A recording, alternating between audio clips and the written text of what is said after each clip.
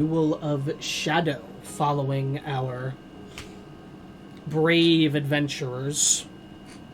As you all made your final preparations in the city before leaving after meeting together and discussing what you will do with Lena. Landing on that, you will offer her a job, which would pay her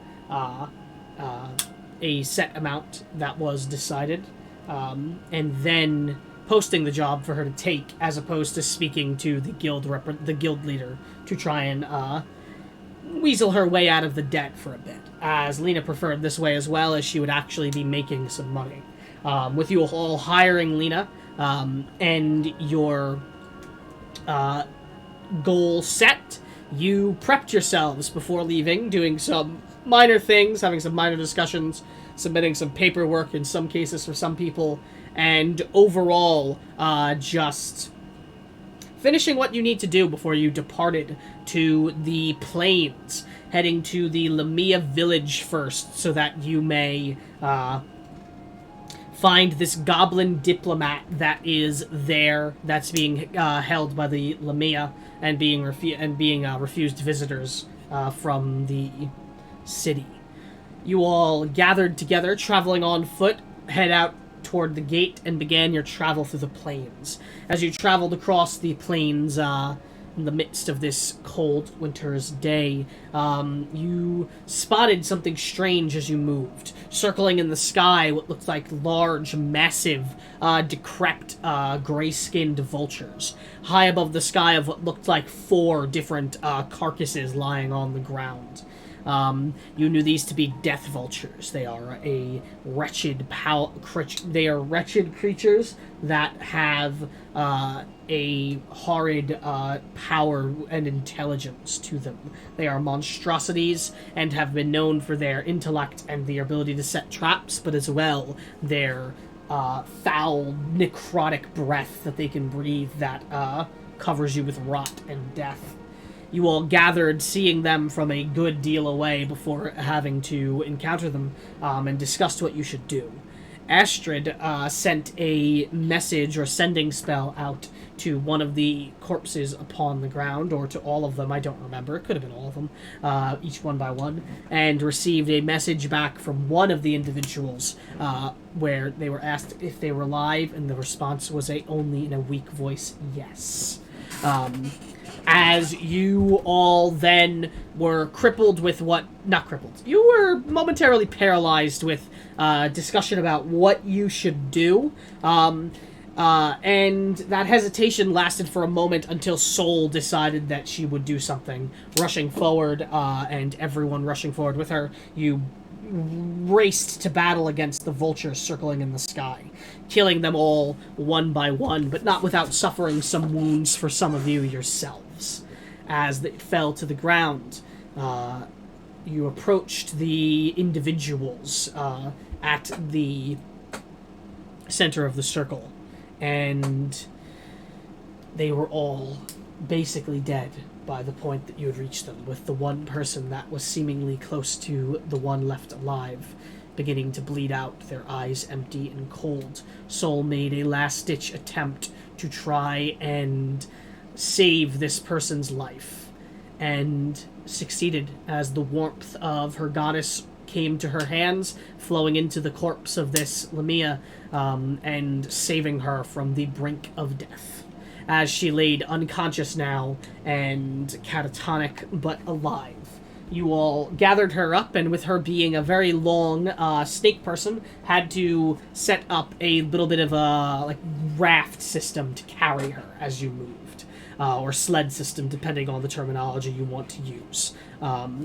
As then you began to travel forward to reach the village, you began to see it off in the distance. As you closed in on the village, you noticed someone else snuck up behind you without any of you hearing his footsteps, and then spoke aloud as the individual known as Astaroth, who had met before, greeted you all, saying that he expected to see you all again as he was waiting on the outskirts of the village. As he approached, Lena jumped to action, drawing her bow and pointing it toward him rather pointedly, threatening him to not draw closer and to step back, claiming that he was a monster and then making the claim that he was a demon in the disguise of an elf. There was a brief discussion about this, with some claims of Astaroth being a liar, which he heavily refuted, rather angrily as well, saying that he never said anything about him being a demon, never denied being a demon, nor never said anything of the sort, and that his racial origins or any sort of other personal information regarding him is not the business of any of you, even going so far as to berate some members of the party for their evil lineage, or alleged evil lineage. But, nonetheless, there was conversation reached with Astaroth as Lena was spoken down from her hostile stance, giving in to you all's desires, as she said that you all her employers, so she will listen to what you wish to do. I'm just seeing how bright this light is in my background and seeing if I can make it less bright. No, I think it's stuck like that. Nonetheless, Lena was talked down, referring to your calls as you are her employers. However, she warned against trusting Astaroth, as he is a demon and demons are bad. Shorthand. And then it was discussed with Astaroth what he was doing here. He explained that he was here to see the Goblin Diplomat, that he was turned away at the gates and told not to enter and not to come back, and that he has been sitting here contemplating what he should do, and that should diplomacy fail, he will try to fatally wake his way into the village, as he will speak to this Goblin Diplomat no matter what.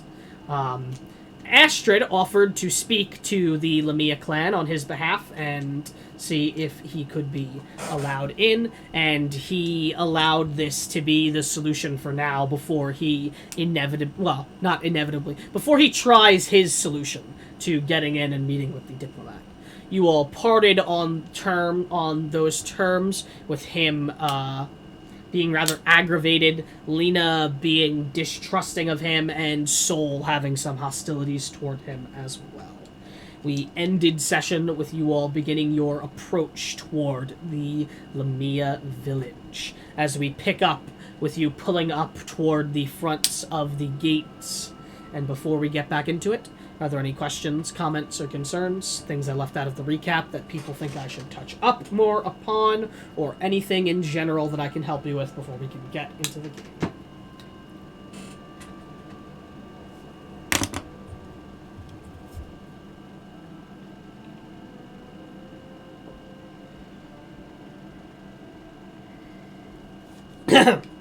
All right.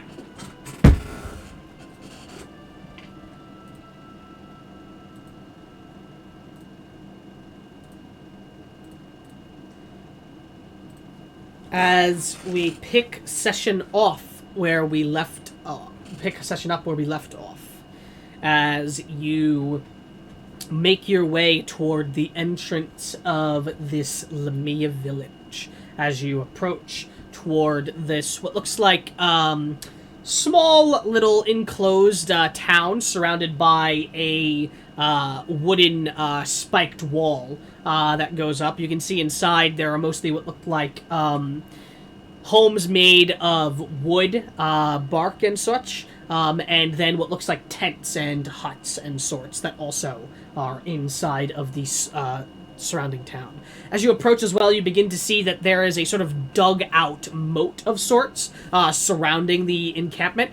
They have wooden bridges going across different parts of the land to reach inside of the several gates. There appear to be, you can only see one, but you can see several different planks of wood on different sides, so perhaps indicating different rooms. But there is these dug-out little pits filled with what look like water that surround the village, and then what looks like a offshoot of the river that flows through the plain that goes by the village that is set up just by the side of it, where you can see what looks like some huts and a building built outside of the wooden wall itself, but very close to it. As you all begin to approaching the wooden bridge to get into the village, is there anything you all are discussing, planning for, or doing while you begin your approach?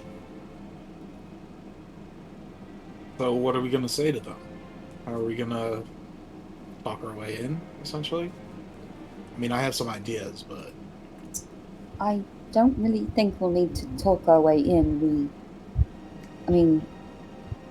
She just sort of loosely gestures to Lamia that Beryl is carrying. Probably I forgot preface about that. things with, the fact that we didn't do this to her, but can't say that'll be too hard to explain, what with the claw mark such.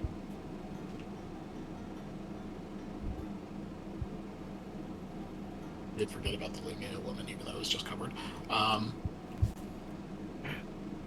Isaac instantly forgets. I suppose one thing I forgot to mention that should have been in the recap is that Astaroth mentioned that she was still wounded as well. Yeah. As you guys were approaching. Yeah. I did cast Cure Wounds. Yes, I know. I took note of that.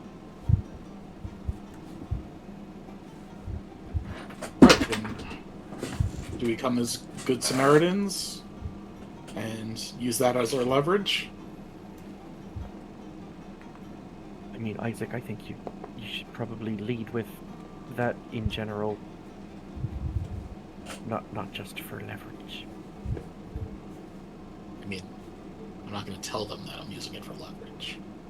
I mean, nothing that we were told implies that they're adverse to visitors. It's just the goblin who doesn't want to see anyone. True, but that is our goal here. I think we did actually. We're told that they were reluctant to. Well, they were reluctant to people from the town, from the city. We weren't sure about how they would react to like a third party. This is regarding the goblin thing, is what they were reluctant about. They were not explained to be overtly hostile towards outsiders to their clan, but they were told to be mostly secular, if that's the word I'm thinking of. It could be not. I could be crazy. They're a mostly tightly knit community that don't expand out. Right. Well, who wants to knock? Astrid will. She's the face right now. Well, considering that this is a conversation happening as you're walking toward the village, and there's nothing to knock on. Oh.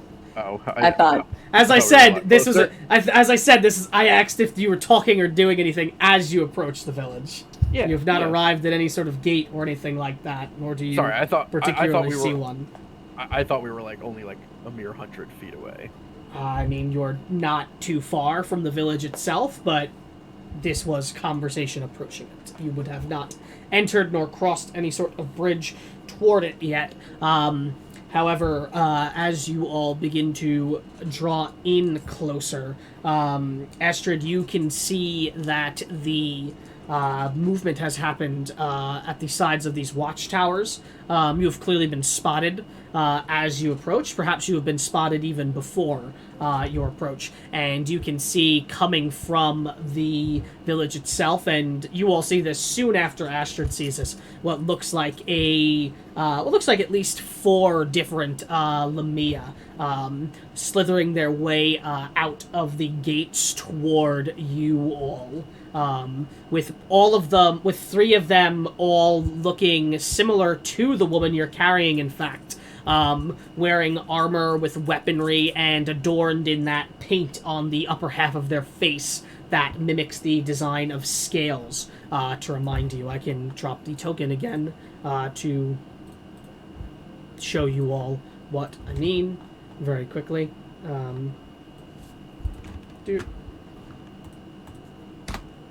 As that is what I'm referring to.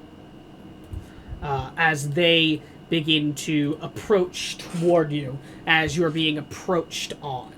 Is there anything you would all do to the approaching in reaction? This is before they have reached you or anything like that. or just picking up pace to, say, meet them. Are they within hearing distance? Like, if I spoke, can they hear me? Yeah. I mean, if you shout, they'll definitely hear you.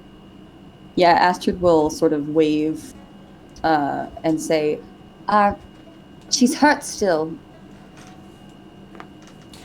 As you say that out, and I assume you're picking up the pace to try and meet up with them at the same time. Yes.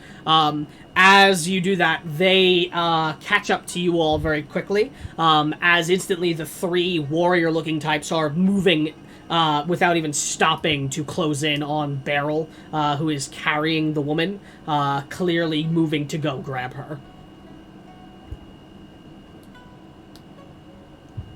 And as these three move to do that, you would see as they approach, again, the three that are adorned in the sort of adornments that you have of the woman that is wounded. But again, there is one other with them who looks somewhat different. As you see, dressed in what looks like a cloak that is adorned on her with a hood drawn up.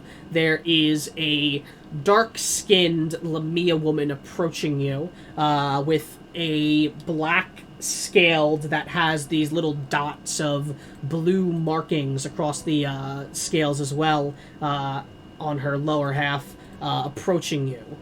She has short white hair.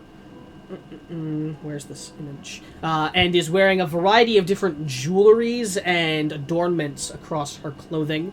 And you see her wearing what looks like a light shirt beneath this cloak that is open as she is approaching you all. On her arms, you can see what looks like different sorts of religious-looking tattoos that adorn her appearance as she approaches, and she has very emerald green serpent-like eyes as she approaches you, and she pulls up, and as she approaches you all, there's a sort of analytical gaze that she has as she looks over each of you. And why don't I get insight checks from any of you as well, because you can all tell the analytical gaze at first, like she's scanning each of you over. Isaac, you can't particularly tell anything. Beryl, you might have something. Astrid, you definitely have something. Soul, nope. Josie, yes. 16. She's not trying to necessarily hide her intentions. Beryl, Astrid, and Josie, the three of you can tell there is a sort of expectant look on her face, as if she's looking for something in particular as she moves you over. I'd say Beryl is able to notice that that is the case, but Astrid and Josie, you're able to notice that that look ceases as she lays her eyes on Soul, and there is a sort of what's the word?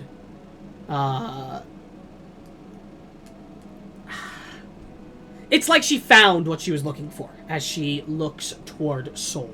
As she begins to approach you, and as the three snake women that approached rush over to Beryl and go to take her from Beryl's arms. Beryl, are you handing her over as they approach? Yeah, absolutely. They would quickly, one would grab her upper half and begin carrying her, while two would move towards the lower half of her body and begin to pick her up, as they are speaking in a strange language that you do not seem to understand as they speak aloud. That sounds akin to what sounds like a normal spoken language that you just don't understand the words to, and then what sounds like hissings or different sorts of tongue sounds that only like a snake could produce in the middle of words as well, as they pick them up and begin to rush toward the village. As they do that, what look like two more of those adorned warrior-looking types rush up from the village as well, and both move to flank this woman standing before you. As she would put a single hand on her chest as she goes to introduce herself and speaks aloud. And I will have a handout for you as she speaks. Where are you? There we are. should see it now.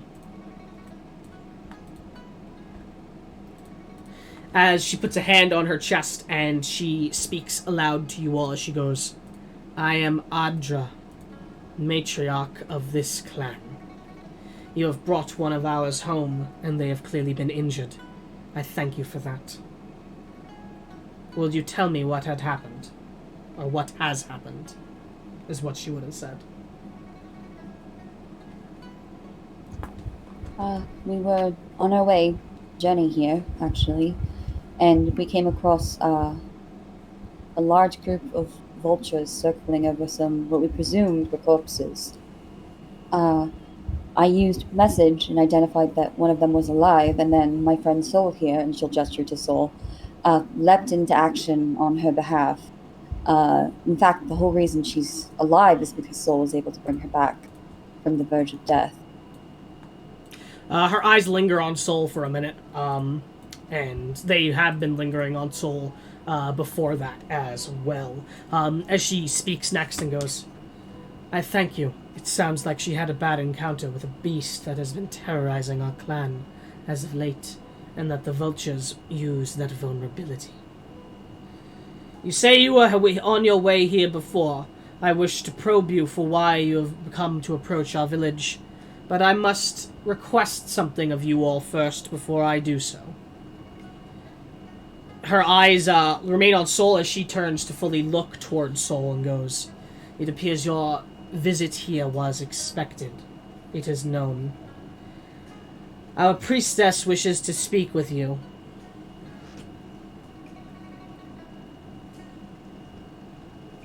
Me? Yes, one that bears the mark of Jazarian.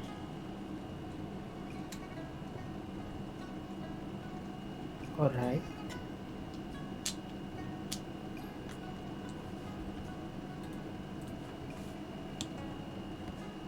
I accept your request. She gives a bow and goes, I thank you. Afterwards, I wish to speak with you about the reasons why you came here. They're clearly something you are here for. Her eyes look past you all for a moment as well and look backwards toward where Astaroth is as she turns to look to you. However, before we enter, it was spotted that you were speaking with the individual who lurks outside our town before entering.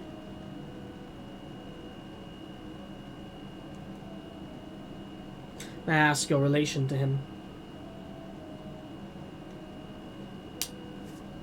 We met him earlier today in town. An incident happened, and one of my people was poisoned. When we came across him and discussed the situation, he was able to tell us a way to, at the very least, prevent the poison from taking his life and stabilizing him. So I was friendly when I saw him again. I'm very grateful. And your discussion with him?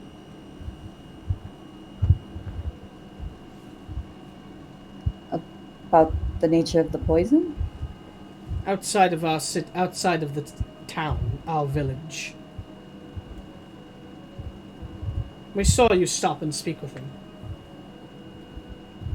Yes, he mentioned that he had tried to enter earlier and he had not been allowed. That is correct.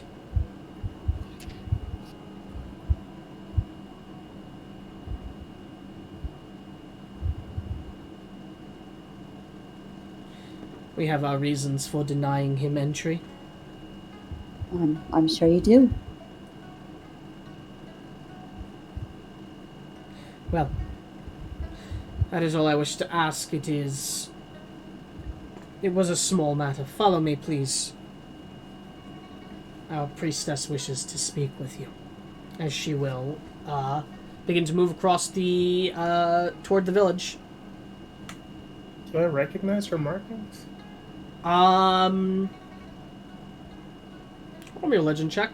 You might know about this deity.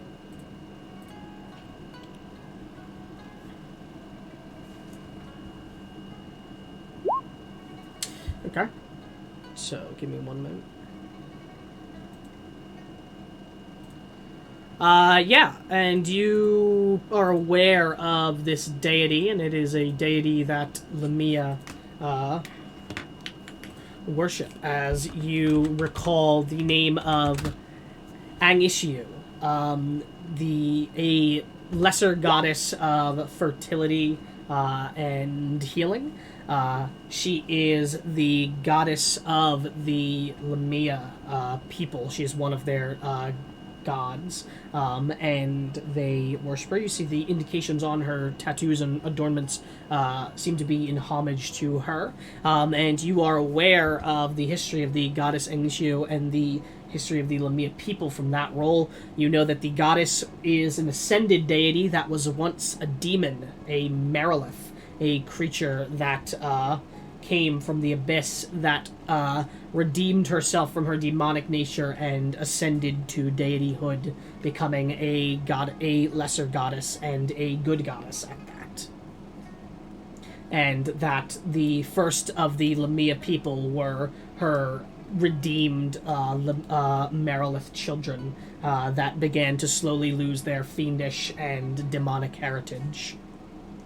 Though you know that, akin to tieflings in a way, some Lamia manifest signs of their demonic heritage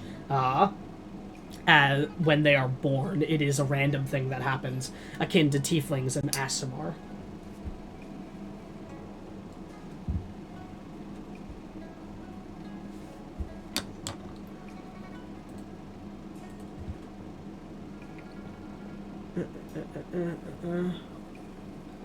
Trying to find my next music change. Apologies.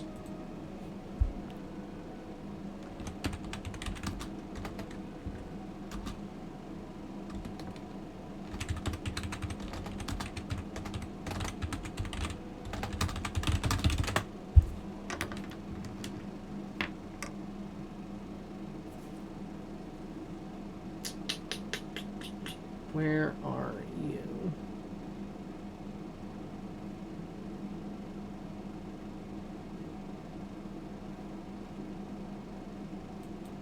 There you are.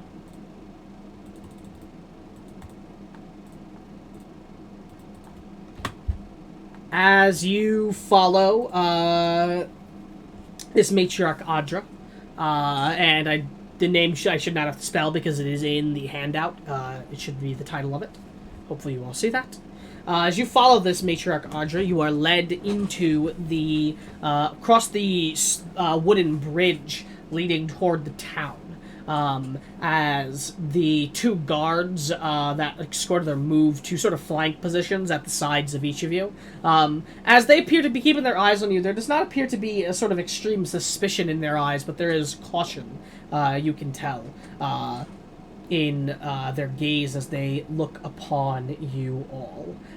As you all head inside of the village itself, making it toward the gates and making it past. As you can see, there are what look like strange-looking watchtowers at each side of the gates, and there are several what look like 3 different gates that enter into this town.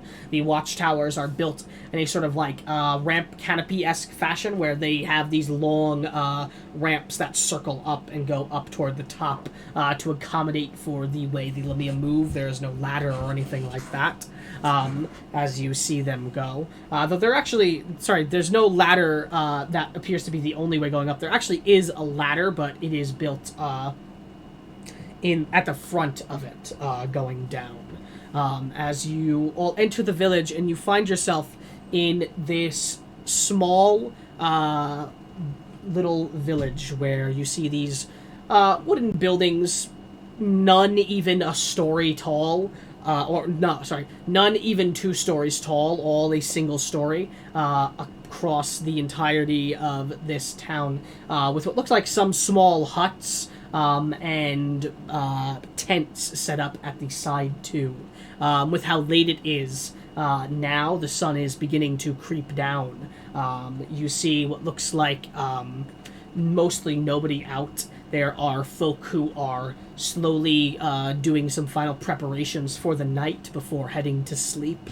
This includes what look like guardsmen and such reinforcing the gates and doing sort of preparements for the night watch. And as you look around, though, despite it being late and nobody really being out, you still see occasionally some folk about, these different looking snake folk moving about the area, all of them in different sorts of accoutrement and attire. Some mostly guards out right now, but you see some what look like folk that were likely normal workers, farmers, peasants, or other sorts of things. All of them as well that are not dressed in the guard uniform have what looks like very big and very fluffy, what looks like hide, like cloaks and other sorts of things covering their upper body half, and then you see some of them with what looks like long sort of cloaks that are actually attached by a sort of a belt on the lower half. As you can see, several different belts that are covering the lower half of their tail. You can definitely tell that these are accommodations made for the cold with their cold-blooded nature. And as you move through the village, there are two buildings that stand out to you.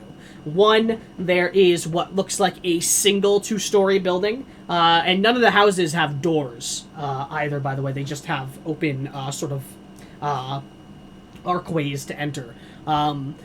And one of the buildings stands out to you as it is a two-story building that is built and made of wood. That looks to be a sort of more official-looking building. You can tell that perhaps this is the matriarch's home or other sorts of things. And there's one other building which is what looks like a series of different tents. A large tent that is connected by what look like two branch tents off the side. That is a sort of strange beige color that are decorated in these large different sorts of beautiful flowery bright brilliant fiery colors across the different designs with different cloths and such hanging from it, tapestries and such. And you can see hanging from one tapestry at the side there is a depiction of what looks like a strange symbol that looks sort of like the coil of a snake, but with no head of snake nor body of a snake person. Instead, this coil of a snake and then what looks like a fang coiled at the center of it. So you'd know this to be the symbol of goddess I mentioned before, Agnesio. And then as well, hanging from a different tapestry at the side, there is what looks like, sold to you, it is the symbol of Jazarian that hangs from one of the tapestries you see at the side of the building. And you'd know that Jazarian as a Kodal god is a serpent deity that is worshipped by some Yuan-Ti and likely some Lamia clans as well. As you begin to move toward what looks like the large tent-like building as opposed to the wooden building as you approach. The folk about, both male, female, snake people, all linger their eyes on you for a moment. There is what looks like caution in their gaze, but not any sort of animosity nor hatred. But caution as their gazes linger on you for but moments before they continue going about whatever work they're doing. Are any of you commenting, asking, or doing anything as you begin to approach the tent? Isaac is looking for any bipedal individuals, non-snake people. You do not see any currently outside or anything of the sort. Okay. You only see the snake folk, the Lamia. Upon catching like eye contact with any of them, Beryl is like wide smile, friendly, like waving and greeting. Sure.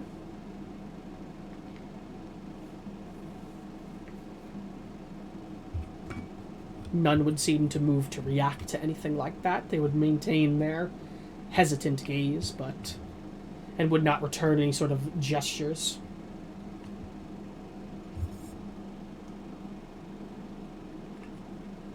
And as you all approach the main tent, the matriarch moves to the side of it, and she peeks it open slightly. And from the tent speaking open slightly, you can a strong odor begins to emit from inside as you see what looks like little trails of a sort of purplish like smoke, like tinted slightly. Very strong incense like smell coming from it as it emanates out. You can smell from the inside.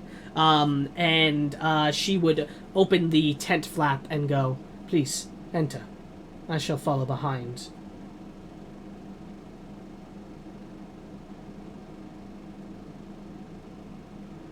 Soul would enter. Is she gesturing for all of us or just Soul? She holds it open even after Solo enters. Yep. Or we'll go in. Same. Yep.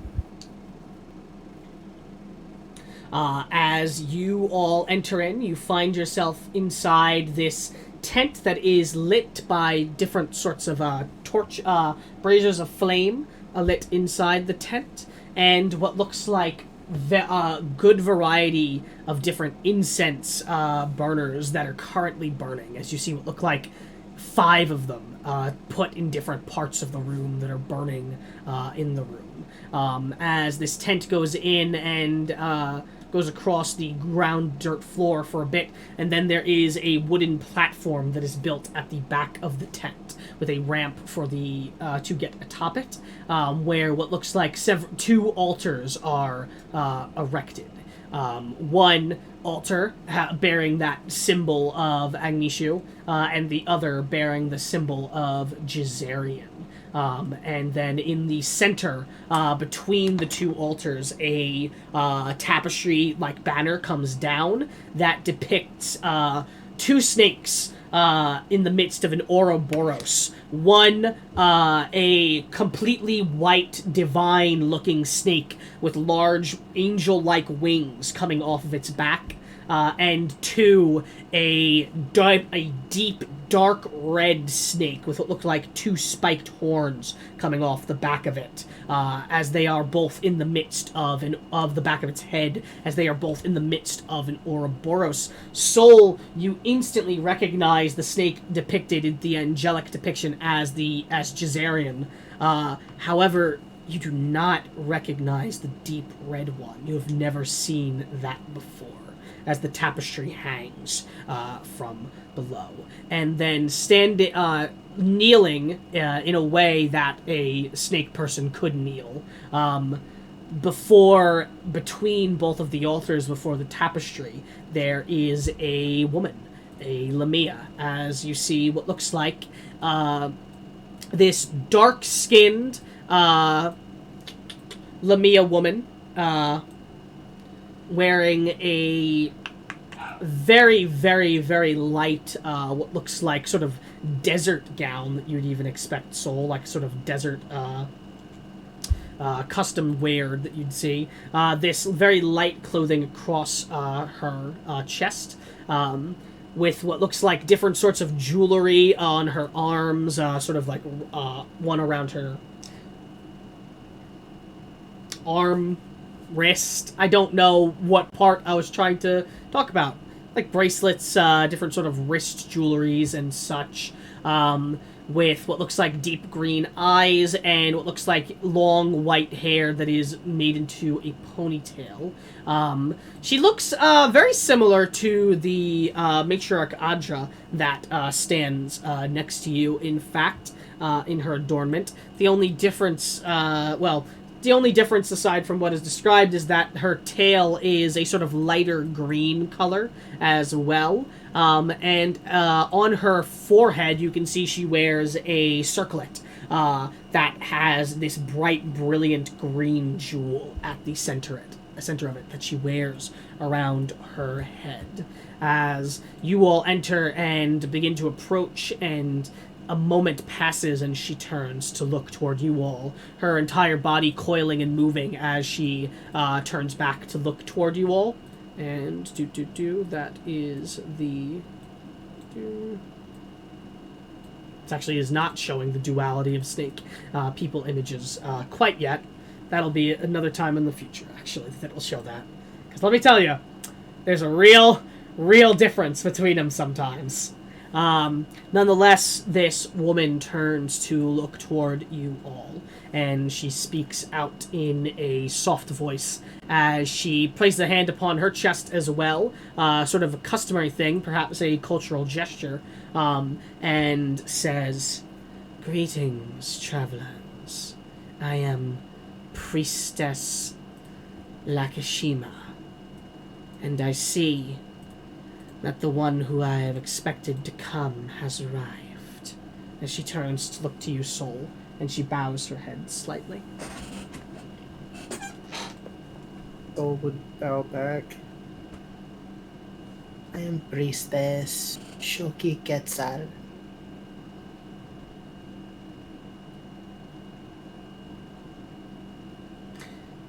It is good to meet you, daughter of Phoenixes.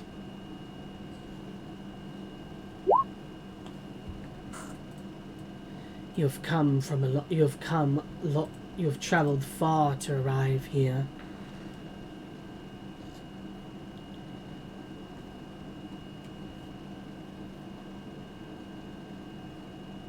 How did you know I was coming? In my prayers, I was told that a seeker of flame would come, and that with them they would bear death, or they would bring life. As Matriarch Adra slithers in aside as she goes, perhaps could indicate you bringing back our injured one. Perhaps, the priestess says.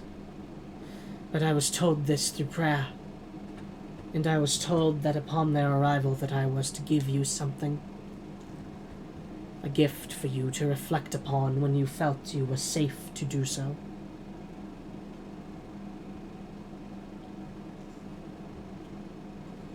What is this gift?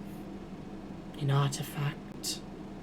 An icon of history long past, of times long forgotten.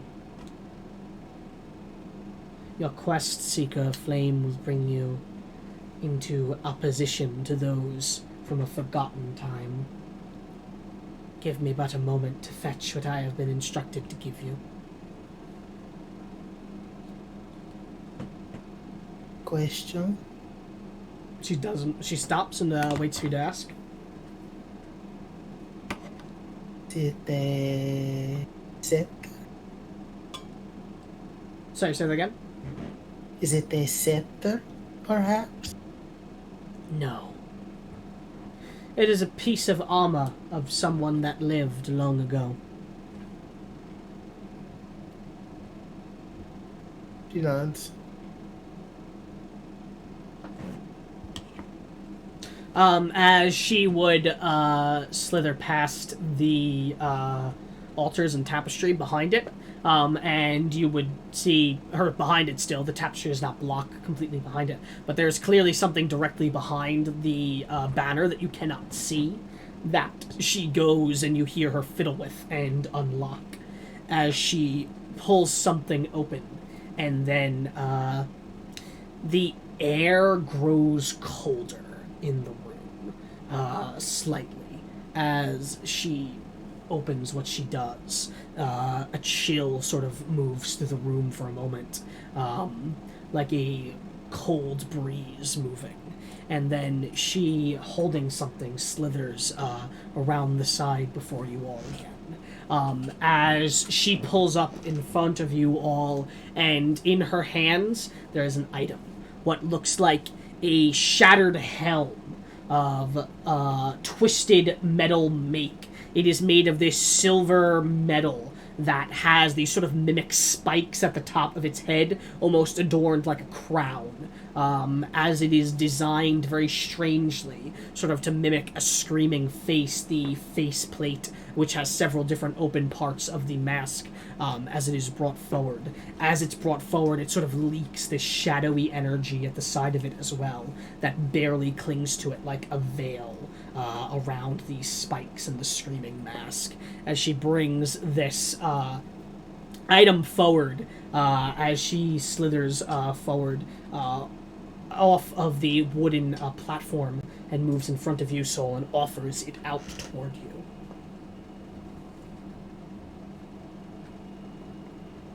She'll take it hesitantly.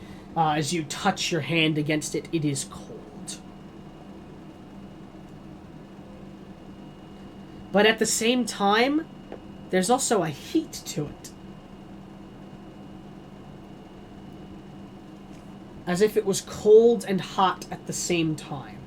Cold as like the metal itself has been chilled, and then hot as if something pulled directly out from a forge, or something that had been catapulted through the sky for a very long time, and approached velocity or something of the sort. She offers it out to you, you touch your hands against it, and she would give it to you, and she would go. I was told to instruct that when you felt you were safe, that you were to reflect upon this item, and that you would glean insight for your quest.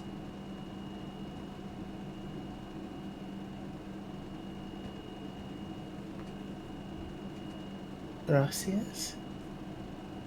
She nods her head.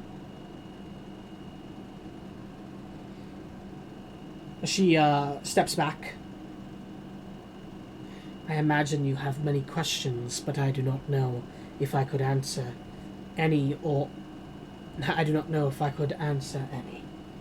Nonetheless, I have given you what I was told to.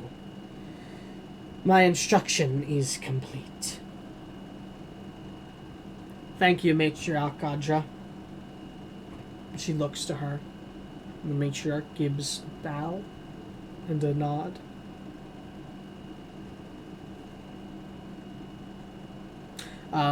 And she would be looking towards you all silently as the matriarch moves to speak to you all again. She would go. I would have you come with me then, so that we can discuss why you had come here and the finer details of your journey. Though if you have any questions, she looks to you, Sol. You may ask the priestess, though as she said, I do not know if she will answer.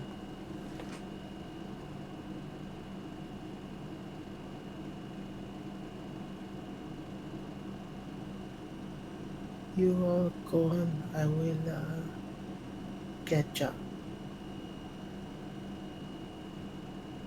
As she turns to look at the priestess upon you saying that, and she speaks in a language that you don't understand, and you just see the priestess respond and give a nod, and the matriarch turns to look at you and goes, very well, that is acceptable.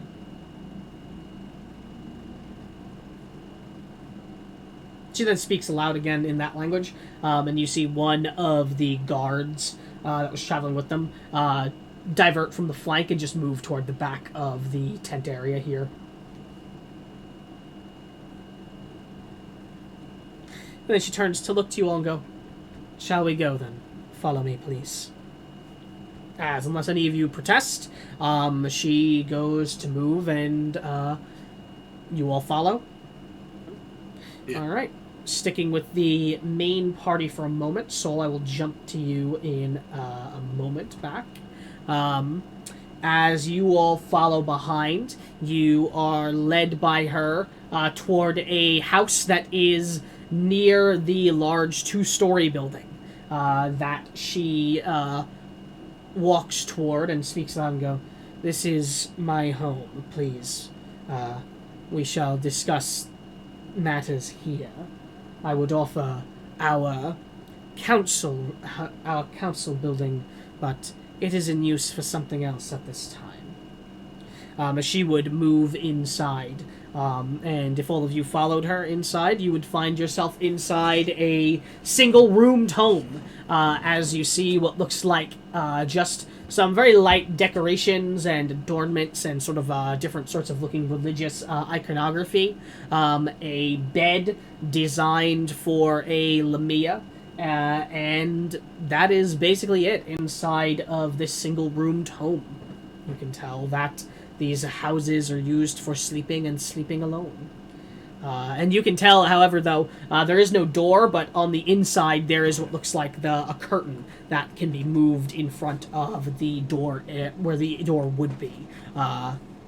And there are several wool blankets, furs, and other sorts of things hanging up in the room. As you enter the room as well, there is what looks like a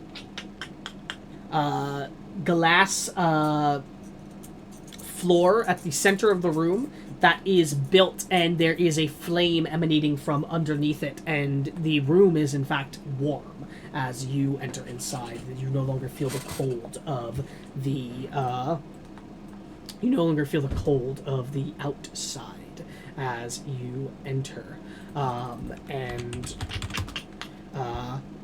She turns to look to you all, and she gives a bow and goes, "I must thank you once again for saving the life of one of my people. We have been beset and tormented by a foul creature recently that has been attacking our people, and I feared that she had fallen victim to said creature. It appears my suspicions are correct, but she at least came upon those that could help her. You have traveled to our abode. We are a humble and small tribe. I do not know what you are seeking from us, though I have ideas. So I ask, why have you come?"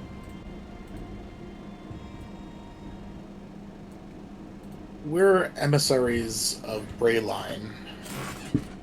We've been tasked with investigating the rash of goblin raids on both your tribe and the city. As I suspected. So you come here with the same reason as the one called Astaroth. Is the one who calls himself Astaroth.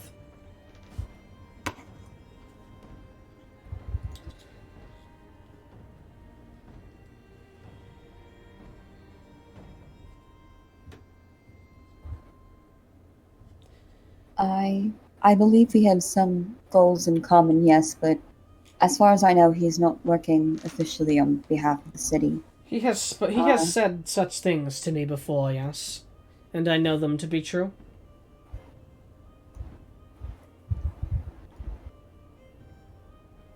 I mentioned the incident that occurred earlier today, yes? Refresh my memory. Did you mention the incident? You didn't give details. Well, you said the poisoning, yeah. Yes. Yeah, okay. Yes, what of it? We believe that the poison was intended for the mayor, but it did not quite reach him. It reached his son and one of my people. It was done by a servant of his, a woman called Tanilla. We believe that she may be related to the recent uprising of the goblins, which is somehow tied to the ruins. And that brings you here, why? As far as we understand it, you are currently harboring one of the goblins who defected, yes? Defected is a word that you could use for it. Ran would be the one I use. We only wish to speak with him and see what he knows of the situation. And yet he would not wish to speak with you, I can assure. We understood that before coming here, but before we headed to the ruins, we wanted to see if we could possibly get any sort of inside information, lest we go in blind.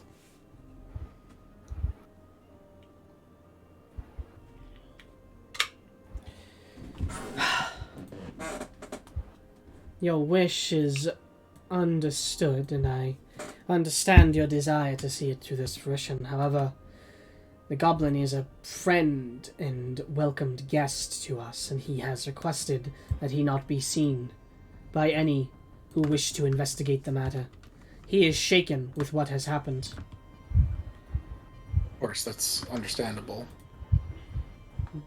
But the goblin raids have affected both your village and Brayline. We're here to put a stop to that. If you let us speak to the goblin diplomat, this would possibly be a solution for both of us. I cannot be assured that you will stop the raids. I cannot know. We didn't come to demand anything. This was not a wild goose chase, but we understood that it was very possibly going to be a long shot. If you could possibly relay that we would like to speak with him to see if he would make an exception. Of course, we understand if he won't, but I would like the opportunity to try, even if he won't see us initially. Do you even understand what goes on? What has happened with the goblins and what goes on with them? No, we don't. Has the city gleamed insight into that? We came in blind. Would you be so kind as to enlighten us? Or is it not your place to say? I find it strange. The one who calls himself Astaroth surely knows what has happened, and you have not gleaned any insight from him. In total, I believe I've spoken maybe 15 minutes with the man. I see. So your relationship with him is loose at best. I regard him as friendly, and I would like to repay the favor he has done me.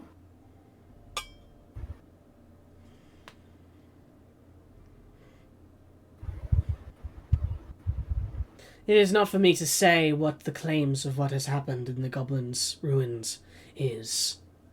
It is not for me to sow hysteria when I do not have all of the facts.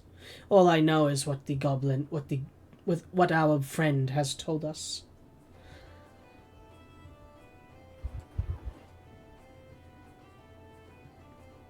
Would it be possible to speak with him without seeing him? That is not the issue of the situation. He does not wish to speak on the incident. He believes it will bring him ill fortune.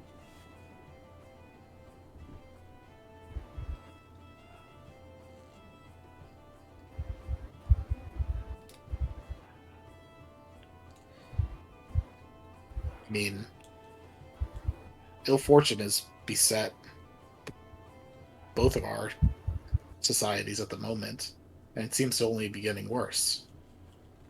If not is to be done about it, who's to say what will happen?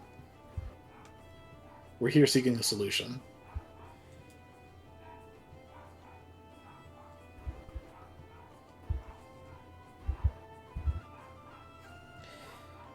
What are the specifics of what you are requesting of me? Information, plain and simple. Whether it be from you as to what he's told you, or preferably speaking with him directly. We're just trying to keep more people from getting hurt. My only request is that you plead our case.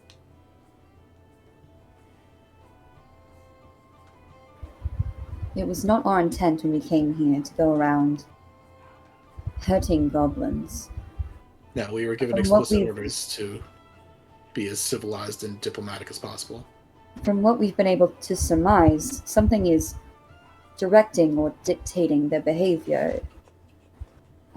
If something is taking advantage of them or holding them against their will in some way, we would like to put a stop to it.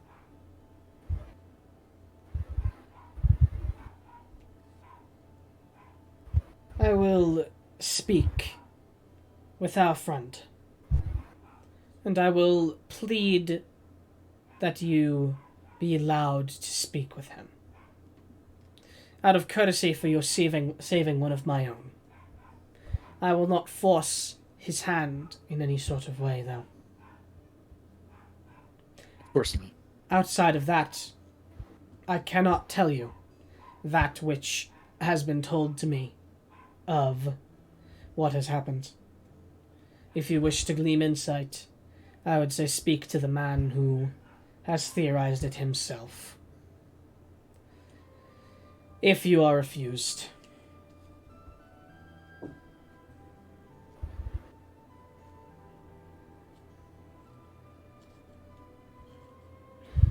I would only say that to stress the point that if your friend wants to return home, you should let somebody help. My friend may not believe that there is a home for him to return to.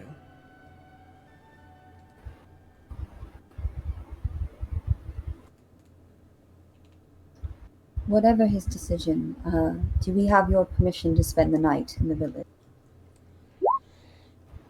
If need be, yes. I suppose it grows late, and the plains have become dangerous. So I will allow such a request, yes. Well, then let me pay you back for your hospitality, and Astrid will present the bow she bought. Ah, a gift. I thank you, as she gives you a bow. And we'll take it.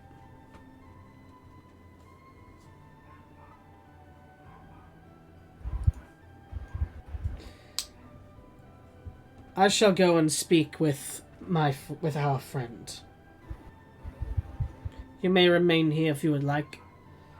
I have nothing valuable in particular if any of you had loose hands. As she goes to move and walk out.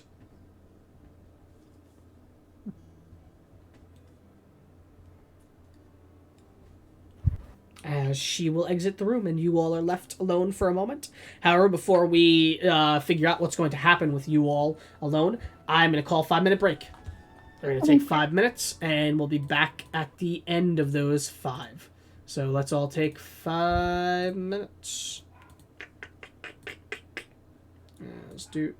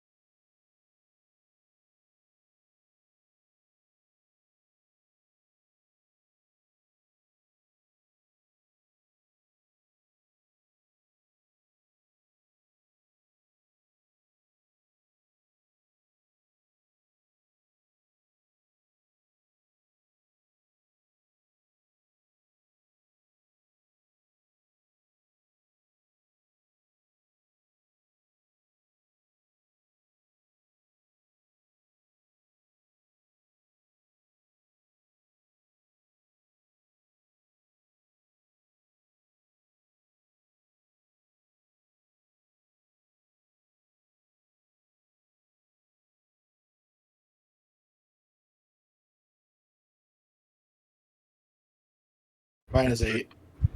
Oh, I still. And I don't- roll. I don't have my +5 charisma check today anymore, though I used it earlier today. Actually, can roll if she wants. Alright. Big money. Alright. Good roll. That's a 19. Okay.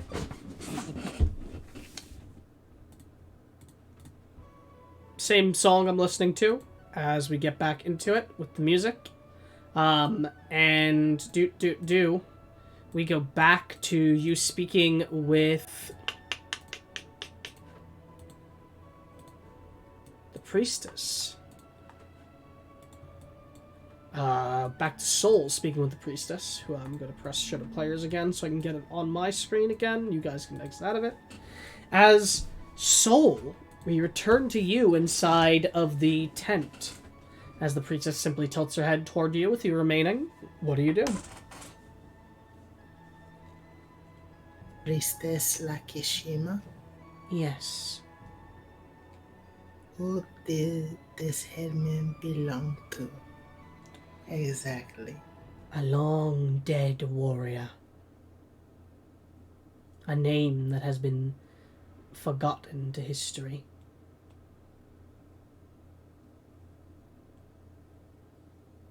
This warrior, did they become a shade?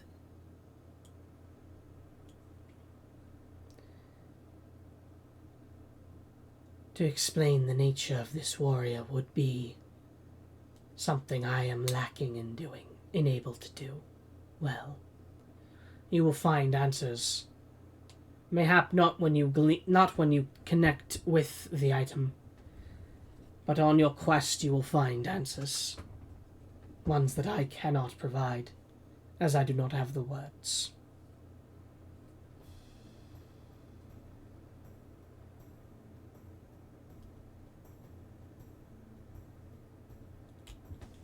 Does Giserian give you visions often? No. This was the first.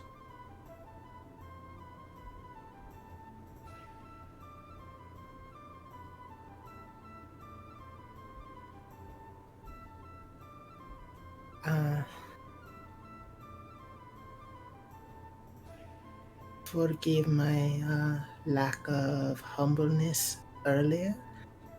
The reason that I asked about the scepter because I had a dream fairly recently about pillars of stone and iron in the middle of a desert.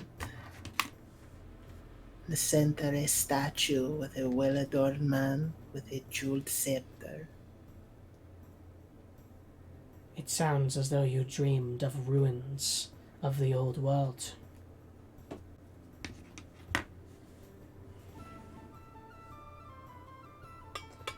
Though the scepter or man does not sound familiar to me.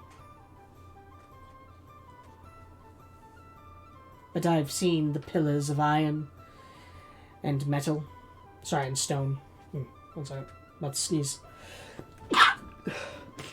Bless you. I'm good, too.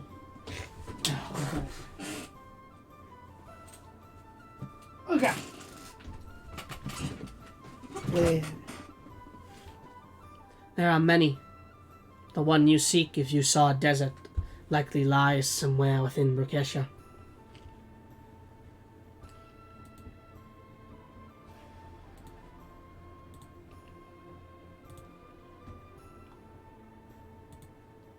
Though its desert is vast. If you were to find yourself there, you would need someone who knows of the location to guide you, as you would likely not be able to find it on your own. Though Brukesha is far from here. However, there are other old world ruins that lay on this land. There is one that 1 second. Just double checking my info.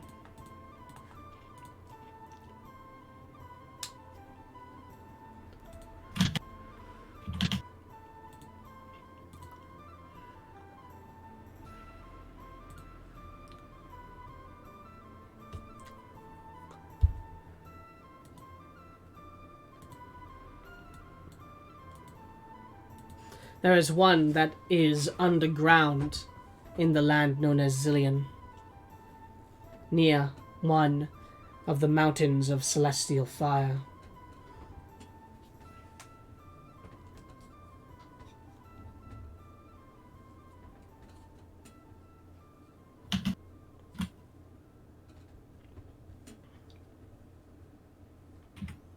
She said the mountains Of celestial fire.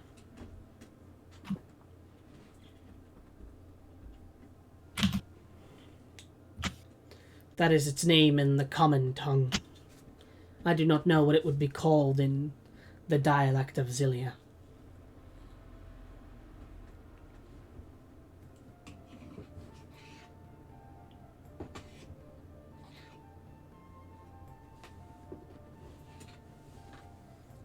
It is nice to meet someone outside of my temple who serves the old gods.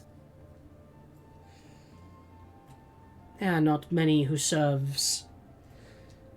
Lady Dejarian left, no, though some remain in my people.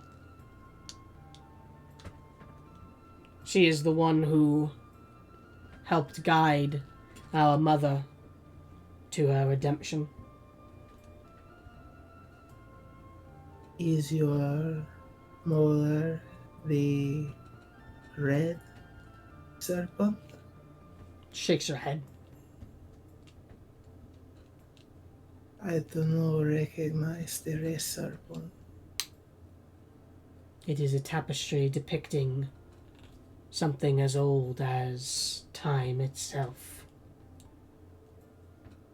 If you do not know, it is not. I cannot glean the information upon you.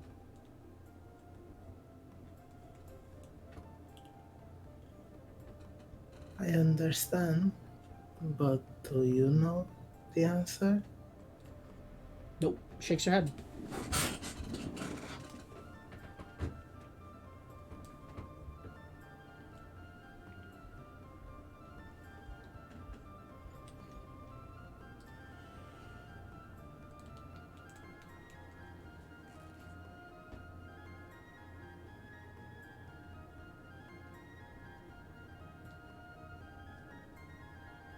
I like it here. What'd you say? Just go ahead. I like it here. Do you mind if I commune with you for now, instead of joining the others? If you wish to remain here, you may do so. Though, the item you carry, I must stress that you cannot touch upon it until you feel you are safe. And I will warn that when you do touch upon it, that it will emit something that will attract beasts and monsters to it. So I'd ask that while you remain here, you do not do so. I will not use it. She nods. And she'll put it away. Mm-hmm.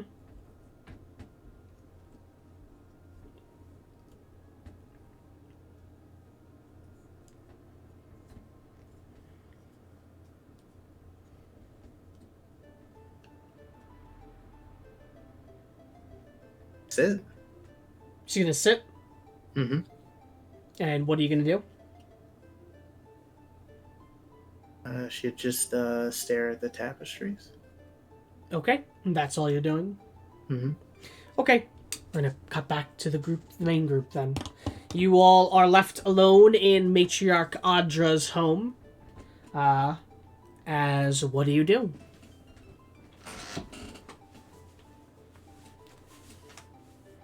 Where do you think they eat? Beryl's just like pacing and walking around the room.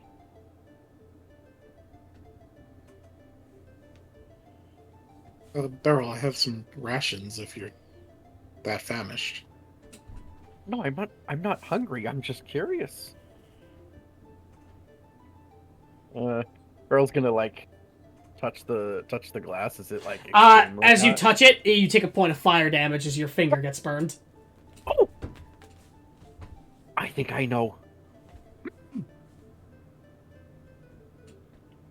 The room is big, by the way. That's very hot. So you're aware. She's a very large woman because she is half snake and very large snake. So it's a very big room that accommodates all of you easily, just so you're aware.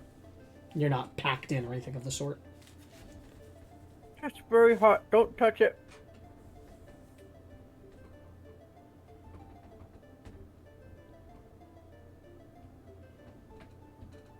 Astrid, should we not be able to glean any insight from the goblin diplomat? Should we warn her that Astaroth plans to speak with him one way or another? My current plan is hope we get to speak to him, and then I will do my best to answer any questions Astaroth has. Then Astaroth gets his information, and he does not have to enter the city. Everybody's happy. Yeah, I definitely feel that we want to be the ones to get to the diplomat before Astaroth does. Well, if the matriarch is to be believed, Astaroth, and I do believe her, is withholding a fair bit of information from us. Not that he's obligated to tell us anything, but... I don't know why we're vouching, though.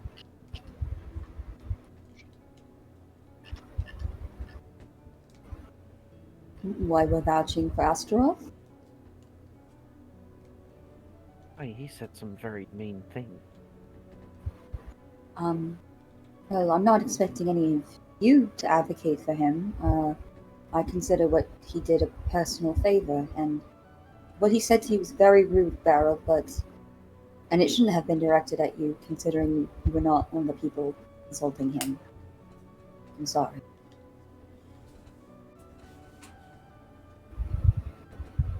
He did have a few choice words for me, too. About me being a tiefling.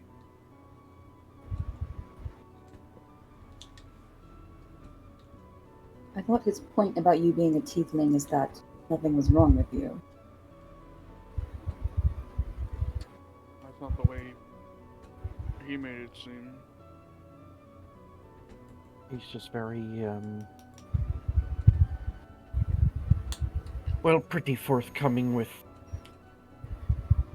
his words, but that's about all.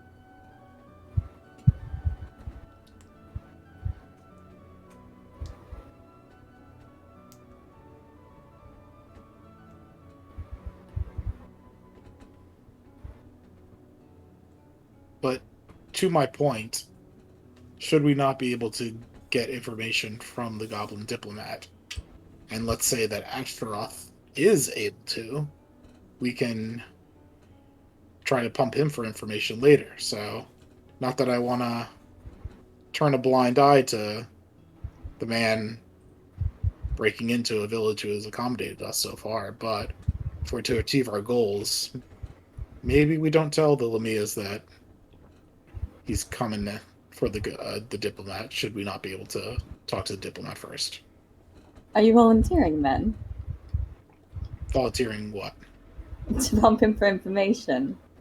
I could certainly try. He wasn't very forthcoming to me last time, but if I am nothing if not composed of many questions.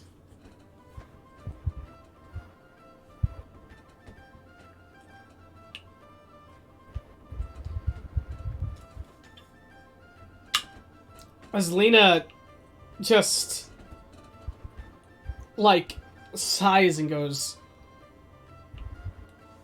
I do not believe it would be wise to not warn them of a demon attacking their village if we are not able to get information from the goblin.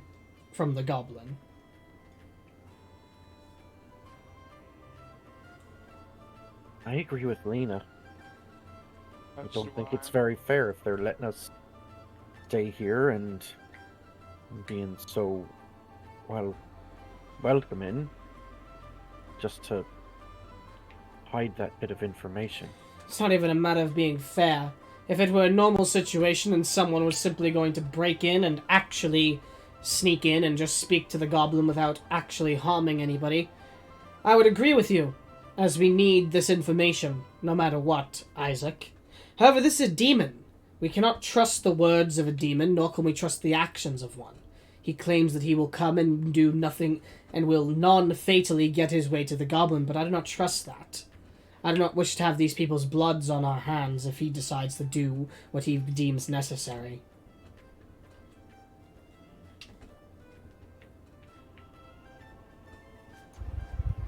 Lena, what is it about you and your people that you're able to see through his It disguise? is not a matter of my people. I have specially trained for years for identifying creatures of arcane origin or creatures of magical origin. He simply clearly has the makings and indications of a demon. Also, Power he kinda- clings to him, as if it's trying to burst out from this frame that he inhabits. Sorry, what were you saying, Carolina? Said also he admitted it, that he's a demon. Oh no, it's not. It's not that I didn't believe her. I was just wondering how she was able to determine it. As I said, I've trained for years as a specialized huntress. Back in the homelands, I was a warden. Wardens protect against the... I should say no more. Know that my land is not free of its own issues.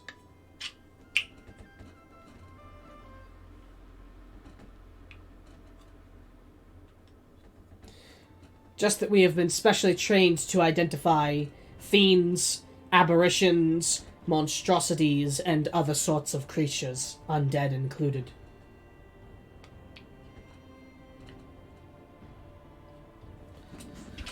So when I locked eyes upon him, I was able to tell that something lingered within him. It only took me opening my senses to see that he was, in fact, a demon.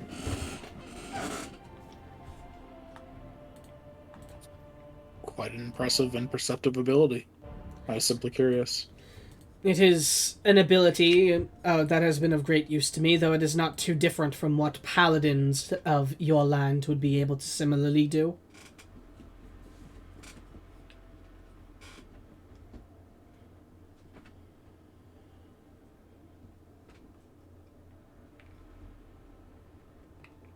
Regardless, I do not believe, and I will refer to you all's instruction again as my employers, but I do not believe we should readily trust a demon, even if he has done something to earn your trust.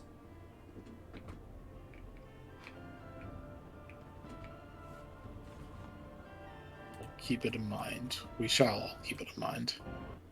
Not saying I'm giving him the keys to the mansion just yet, but he did do us quite the favor. And he had very little reason to help. The motives Sure. of... Go ahead.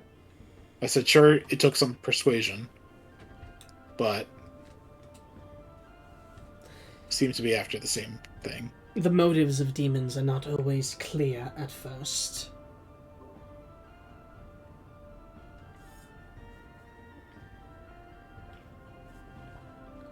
But I can assure that he did not help you for no reason.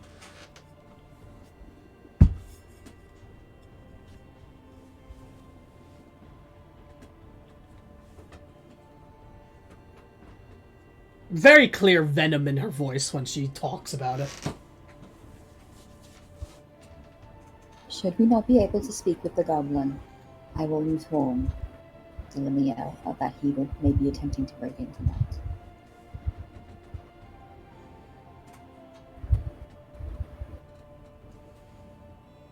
Nina Okay. nods.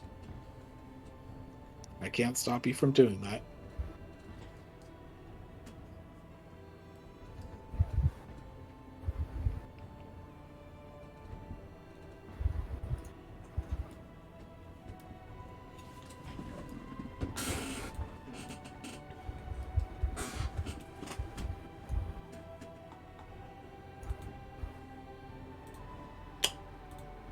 any of you doing anything else as you wait in this room?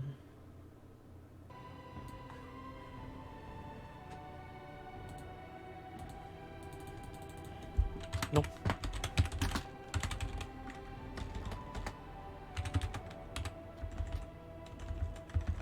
Yeah. Okay. Give me one moment.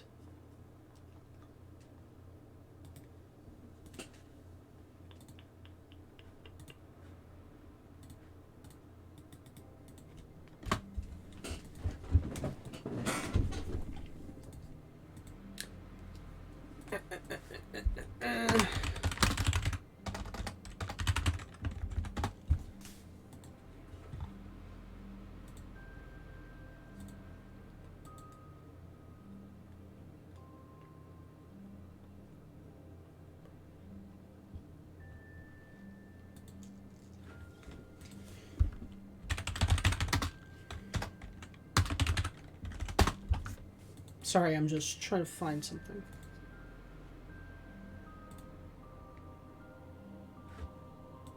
Perfect. Alright. As you all wait, some time passes. About a half hour in total. And then Matriarch Audra returns as she enters into her home.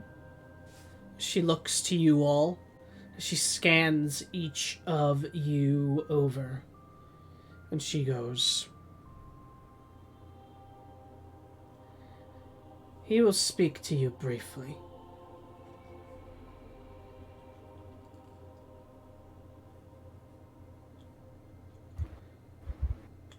Thank you. Is he ready now, or does he need time to prepare? "We shall get this over with now," as he said. "I will not allow you to push on questions he does not wish to answer. If you try to, I will end the meeting, and you will be escorted out." I understand.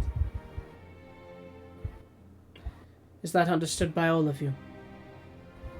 Yes. Hey.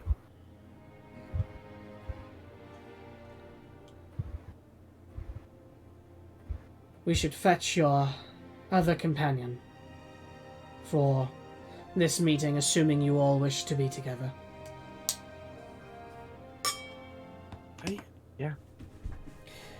Follow me. As she will move and head back to the tent. You all are following? Yes.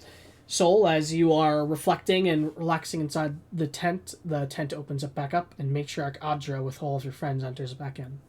She looks down to you and she goes, "You have secured a meeting with the goblin who stays within my village, you and your companions." She nods to the rest of the group as Soul is before you.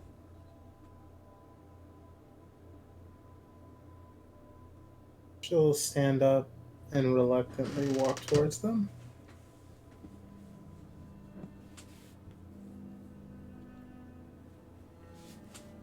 Alright. As all of you are together, and she would go to leave, and if you all follow, you'd begin to head towards the large 2-story tall building. As you approach what is their council building, you enter inside and find yourself in a large room at first that almost looks to be a sort of a communal dining area, as you see tables upon tables where food is being cleaned up currently. It appears there was dinner not too long ago, and they are cleaning up after themselves. Plates are being moved and such. You are led toward the back of the room, where you are brought to a ramp that goes up, a circular one, as you go to ascend to the second floor and arrive there and enter into another large room that is set up to be a council chamber, as if for delegation of official matters of the village. You can see that for now a portion of the room has been made into a makeshift home, as a cot lays on the floor. There is what looks like utensils for one to cook their own food, with a pot that clearly has some cooked food inside of it, and what looks like some different sorts of personal belongings of an individual strewn across that corner of the room. And by that corner of the room, standing, shuffling in place, clearly nervous and jumpy, is a goblin man. Green skin, short, about average goblin height, which I believe is about... One moment to check the Augon thing. I have to search it. It's about 3.5 feet tall, about the average goblin height. And he is dressed in what looks like some pretty good-looking clothes, in fact. They are of a more refined make, clearly a bit more expensive, clearly indicative of a diplomat of sort.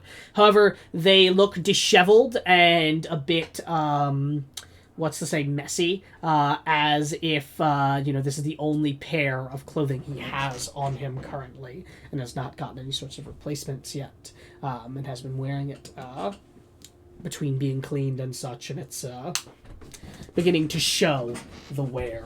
As he stands before you, he has what looks like yellowish, pale eyes, long, pointed goblin-like ears, and what looks like, in fact, as well, around his ears, and a bit around his cheeks and jawbone, what looks like a black fur that is growing around the ears and the cheekbones. And I can get a history check from Isaac and Astrid upon seeing that, as you see this covering the goblin as he stands before you, as this feature is unique and you begin to possibly recall something about it.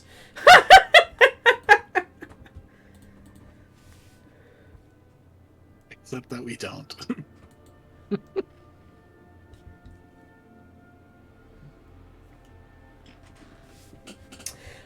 Both of you recall that this is a feature that is unique among certain goblins that are from a certain place, but you cannot recall anything else about that. Actually, Soul would get a roll too, so Soul, you could roll history, if you would like. Someone gets it.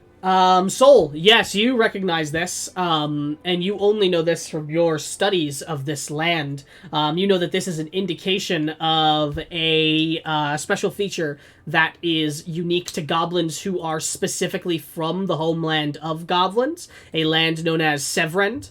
And you know of this feature and you know of this land because in your readings you read about dark corruption that spread throughout the land of Sevrand. It is home to a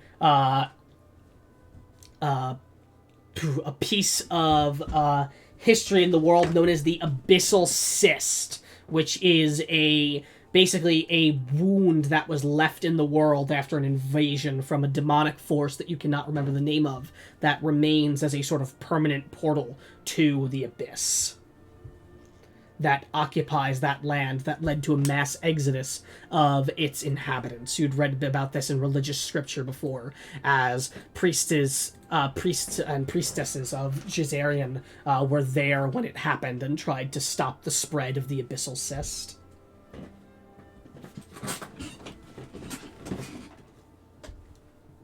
So you're aware of that, and you know that this feature, the fur, is a feature that is specific to goblins from there, and those that still have the fur, albeit in a limited fashion, were descendants of those directly from there.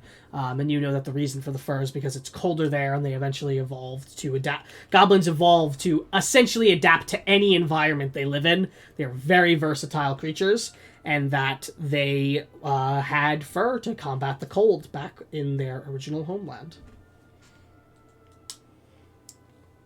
I have a few questions. Hmm? One, when we came into the room, was the goblin's back to us? No. No, he was facing... Yes. Okay. Appeared to be waiting for you. Okay. Never mind then. He's gonna fucking kill him while he was his back turned. No, I had another idea. And as you all enter, Adra leads forward and looks to you all, and then looks to the goblin and goes, "These are the individuals that wished to speak with you. This is," and he cuts her off before she can finish and goes, I can introduce myself. I am Za. It is, well, I will be frank, I will not say it's good to meet you all. I do not wish to speak with anyone, especially regarding what has happened to my home. But I will allow an exception for this case, for you helping Adra's people. Name's Beryl, and despite your feelings, it's nice to meet you. And she'll hold out a hand. No offense, I will refrain from shaking for now. Fair enough. Although it seems it looks like you're having trouble with that.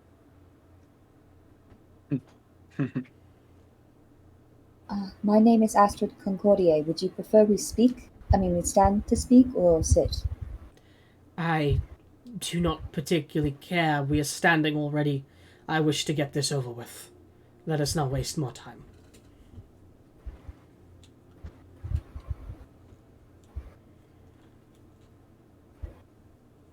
Very well then. I will try to make this as painless as possible. If you do not wish to answer, simply shake your head and we'll move on. He nods. Do you know why the goblin raids have been increasing in frequency? Yes. Would you share that information with us? We do not have a choice.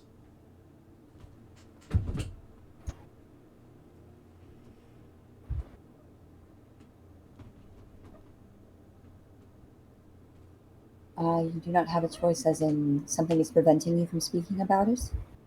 We do not have a choice but to raid. What purpose? Survival?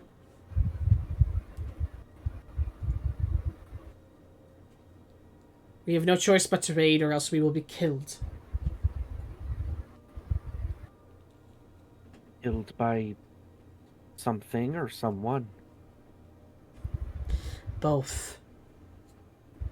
Oh.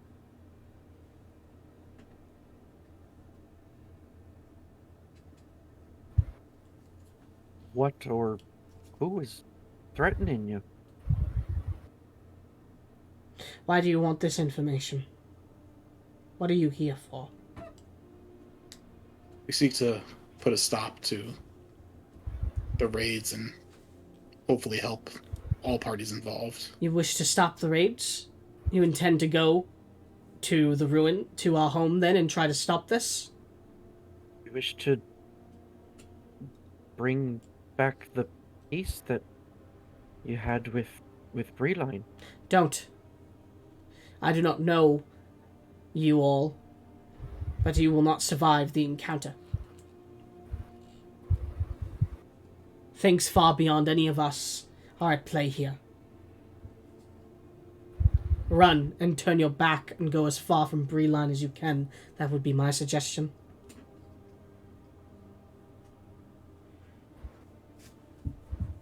Well, Find somewhere safe and secure in the world and live a blissful and peaceful life away, and do not question anything else going on.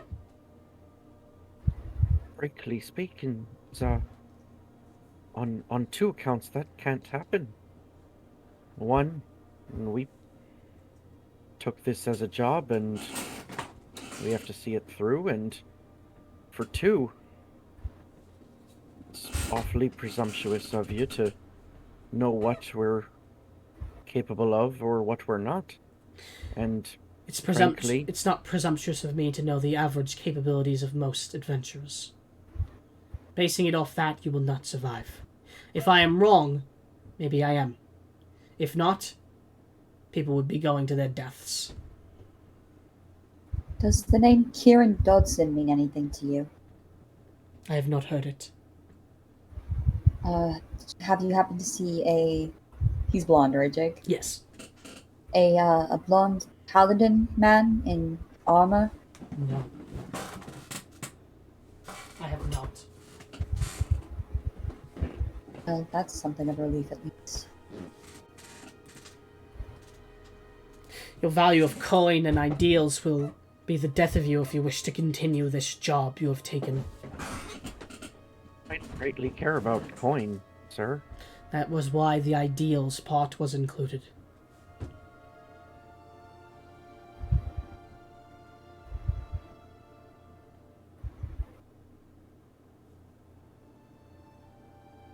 But your aim is to try and end this. Have you not considered that by trying you will only make it worse for my people? That if you fail, that it will bring down something worse upon them?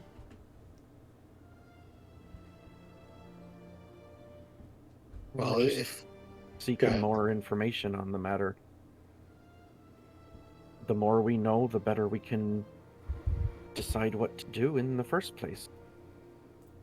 If you think that what's going on can't be stopped, can't be fixed, then we'd like to know how and why. Is anyone else saying anything? It sounds like if we do nothing, it will get worse.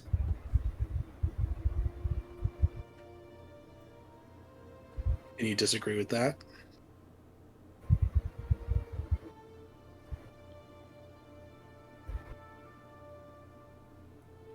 No, I don't. But I don't know you, nor do I know anyone that I have met that I believe that could stand up to the threat that I saw. Do you What- know the reach of this thing's power? If you were able to evacuate goblins in the ruins, would they be safe then? Could not happen.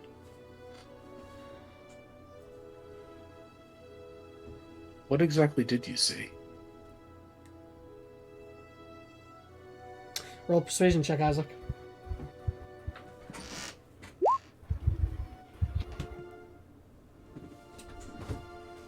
Fine. I will tell you. But I warn you that... No, you wouldn't say that. And hopefully it will dissuade you from going there.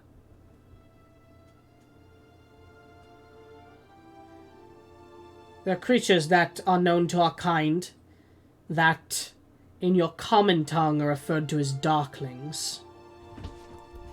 They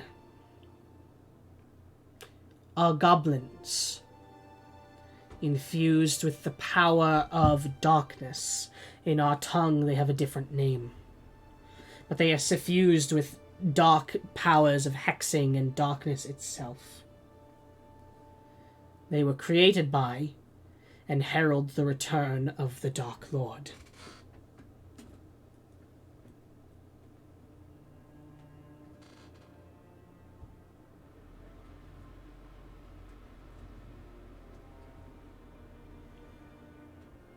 They had shown up, with one leading them, one proclaiming that the Dark Lord is returning, and that he shall begin his construction of his army.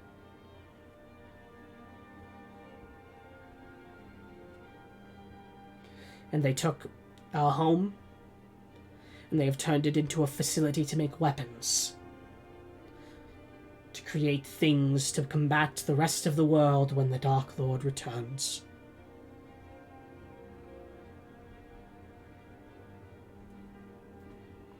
Now we have to go.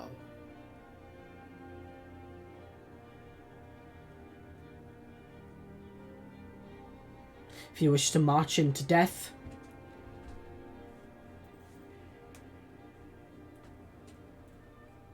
I know the damage the Dark Lord did to this world when he reigned when he was alive, hundreds, thousands of years ago.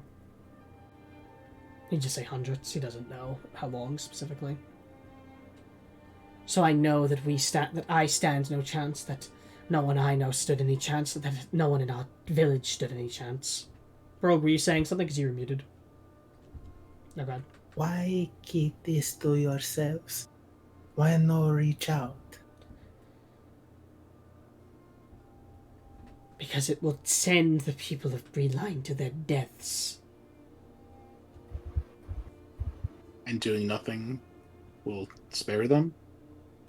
If the Dark Lord returns, as you say he will, you think they'll survive? I think they have a better chance protecting themselves behind their stone walls than they do fighting against an army inside of those ruins.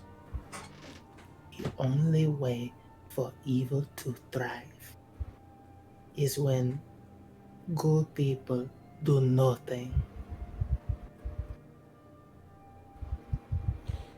If that is what you believe, but that is not reality. Evil thrives when good people try as well. He described that this Darkling came and just sort of described himself as an emissary. No. But the Darklings were led by not a Darkling, by an elf. an elf. Yes. Could you describe them? They were tall, but all of you are tall. They had silver hair, carried 2 swords, dressed in fine clothing. I do not recall anything else about them. No name was given? He spoke with authority. He need not give a name. He claimed himself to be a blade of the Dark Lord. And what did he do to demonstrate that this was true? Brought forth the Darklings.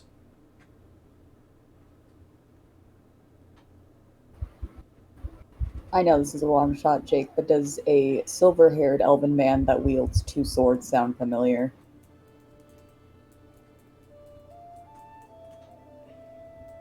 Roll a history check with an incredibly high DC that I do not think you will make. Yeah, it could be. Yeah, I mean, look. not great. How many elven men have silver hair and wield swords? No, a lot, and I just meant like if I there know. was anyone I personally knew at home. That's why I'm saying that, because you didn't roll, you did not get it. Okay, that's fine. With your modifier, you needed to roll in that 20, and that would have only gotten it to you because it would have been an automatic success. Okay. I had the same question, but then I was like, man, is this like weirdly racist to be like, well, I might know an elf. I've probably met elves in my life. Do all elves know each other? Listen, black hair and silver hair, like, I might know them. I'm gonna try every time. It's fucking drizzed.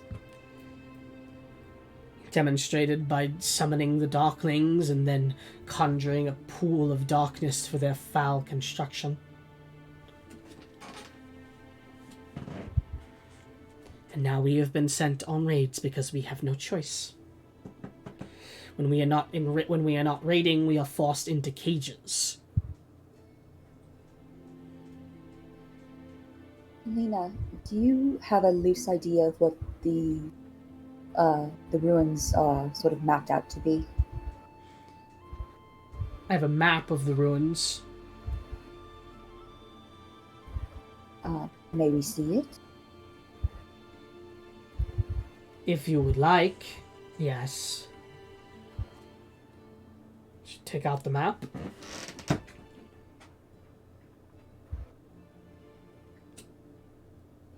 Is Lena in here with us? Yes, Lena's part of your group.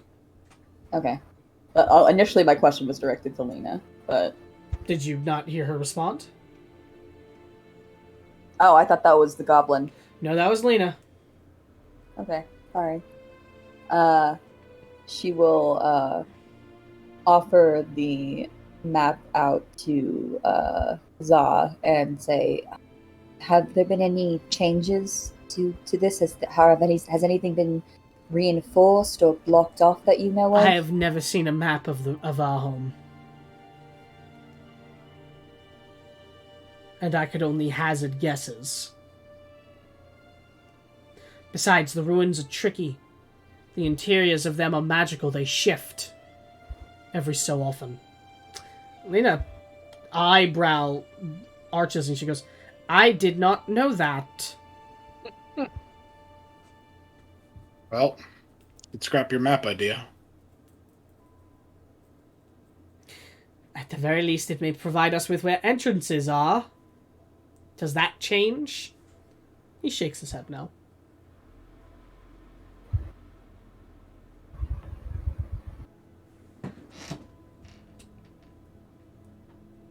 I've never seen a map of the place, though. So I do not know. And I cannot tell you if they've enforced or changed anything. We were put in cages and not allowed to even see our home when we were transported back into them between raids.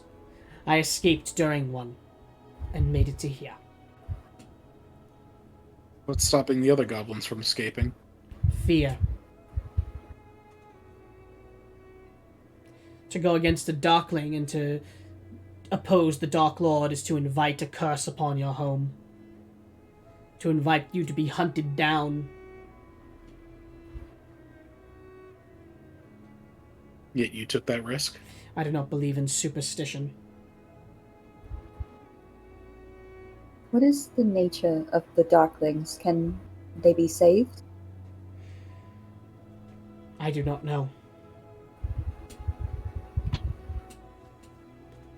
Darklings by this point are descendants of the original goblins who turned into them. So they have never lived as normal goblins, they have only lived as Darklings. Unless these were ones that were transformed into them. But I don't know.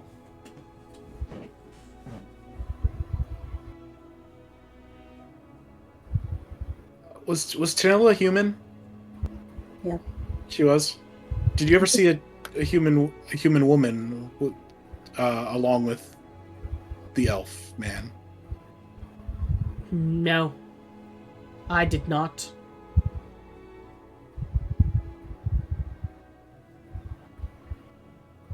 Was there any iconography that the elf or the darklings presented? Shakes his head. I understand that they're preparing for the return of the Dark Lord, but is there a sooner plan that they're working towards? Are they going? If there are they planning is, I do not know about it. We were told to do what we were given instruction to do, and we were not informed of anything else.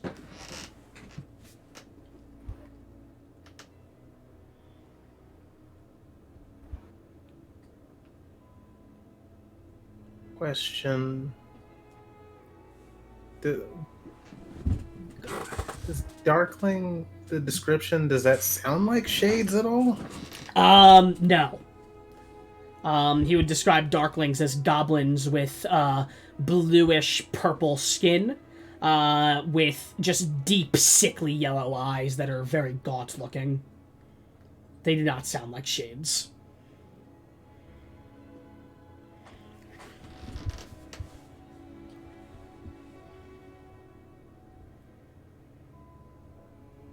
I do not know what they are planning. All I know is that, by their accounts, the Dark Lord is returning, and that means that the world shall be thrown into turmoil once more, and that none of us are safe.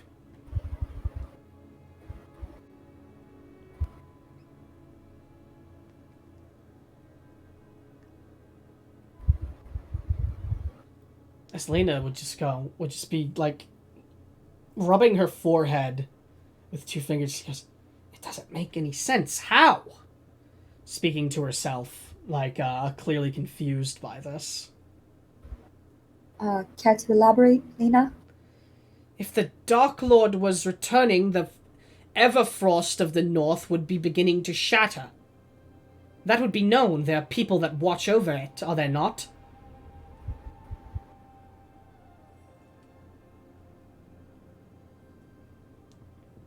As far as any of you know, you don't really know anything about that. Is the Everfrost of the North like a biome, or is it an object? It was where his seat of power once was. It was a continent, a land long ago, the largest of all the continents, and then it was trapped in a frozen layer of ice to defeat him, to stop his armies. Some of it leaks over to the north of this land, of Euclax. In your uninhabited frozen lands. Astrid, you'd know of these, though uninhabited in air quotes. There are people that live there, and you know that they are, very inhospitable and very cold. Did the ice have any special properties? It does not melt. Ever. It is why it is called Everfrost. Astrid is going to reach into her bag and take out her snowflake. You had the snowflake described as Everfrost before, by the way. I know. I'm just putting two and two together. Mm-hmm. Is this piece of Everfrost? I could not identify it myself. I've never seen Everfrost before. It does not melt. Maybe then? Regardless, if the Dark Lord was returning, that would have happened. People would know. People would be aware. It makes no sense. And the goblin just goes, even if it makes no sense, the signs are clear. The Darklings have come, and they have ushered his return.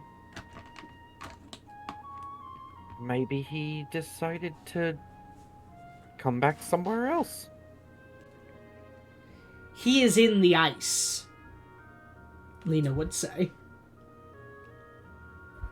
Go ahead. Would Isaac know if the Dark Lord was ever prophesized to return or anything? No. In fact, any bit of information on the Dark Lord is heavy-handedly say that he was defeated. Okay. And that he is gone. Somebody checked on him recently. As I said, people watch the Everfrost.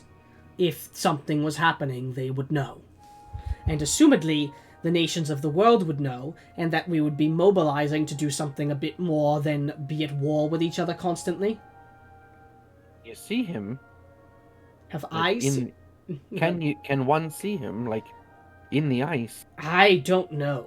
And I don't know. Why are we assuming that he is out of the ice?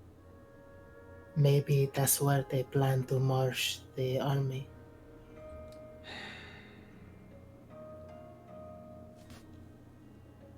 Maybe not all of his minions were inside when the continent was frozen over. But why would they mobilize here? We're not anywhere close to where he would be. So I don't doubt that the elven man you saw was very powerful, but did you have any concrete proof that he was acting on behalf of the Dark Lord? Perhaps he was just using it as sort of a way to make himself seem more impressive. I do not know what more proof you would ask of me to know.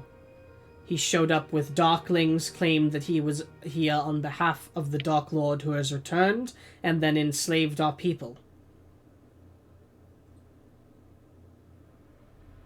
I don't really have room there for any investigative work. Did you see him perform any other feats of magic? As I said, he conjured a pool of pure darkness so that they could construct their weaponry.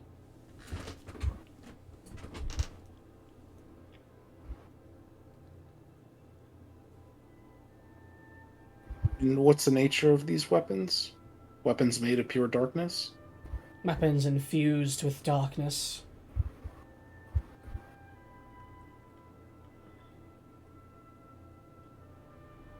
with the powers of hexing and other sorts of things.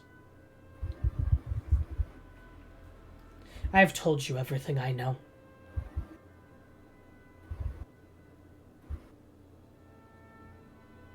Thank you, Za.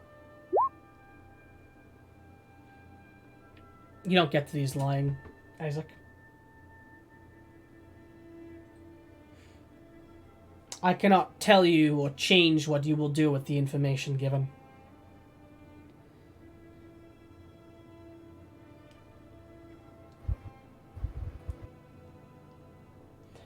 Just... Okay. I hope in the coming days we can bring you some good news. I will not hold my breath. If there's nothing else, I want to rest. And you shall be... Okay. Is there anything you want or need? Nothing that you could give me. He goes to walk over to his cot.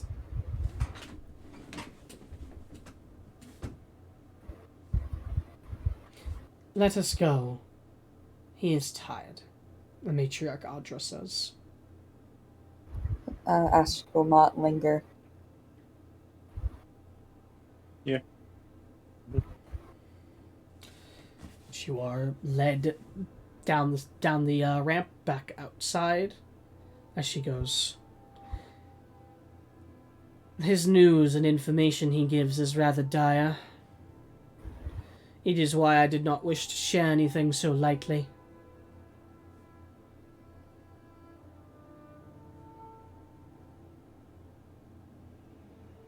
I'm being frank, it's almost comically dire. In that, if this is to be believed, it's the worst thing that could possibly happen. There are worse things that could happen. Your history remembers the Dark Lord as a tyrant that sought to destroy all known civilization and wipe out all life. But not all histories remember him as such. As Lena just scoffs at that and her eyes roll, but doesn't say anything.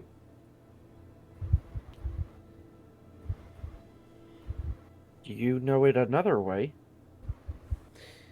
I know it that the Dark Lord was a warmonger that sought to bring all the known world under his banner, but not that he was a tyrant, nor that he was cruel nor evil. Our people served under his ranks when he rose. At least a faction of them. Many were discontent with our treatment from the world due to our demonic heritage, which we have since mostly shaken. At the time, however, we were still rather infused with it, and the world did not treat us kindly. Under his banner, it was believed that there would be a brighter future where we would not face such discrimination. But nonetheless, a warmonger he was, who saw that war was the solution to all problems. Not all problems. Who saw that war was the solution to the problems that we faced.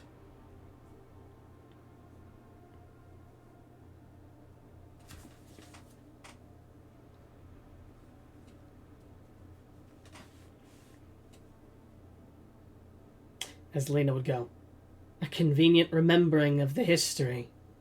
My people remember it very differently, she says. As the matriarch simply bows her head and goes, I seek not to change anyone's perceptions on the Dark Lord or his armies. I am simply presenting what our history has told. May I be candid with you, matriarch? Yeah, she'd say yes, she wouldn't say I. When Astaroth approached you this evening, was he upfront about his desire to come inside? He was, yes. When we spoke to him, he was agitated, and I fear he may attempt to enter the village tonight. Do I have your permission to converse with him and see if I can dissuade him? If you wish to do so. We had expected that such a thing would happen, and we knew that should he try, we could do nothing to stop it. So we would have submitted if he was to attempt to make his way into the village.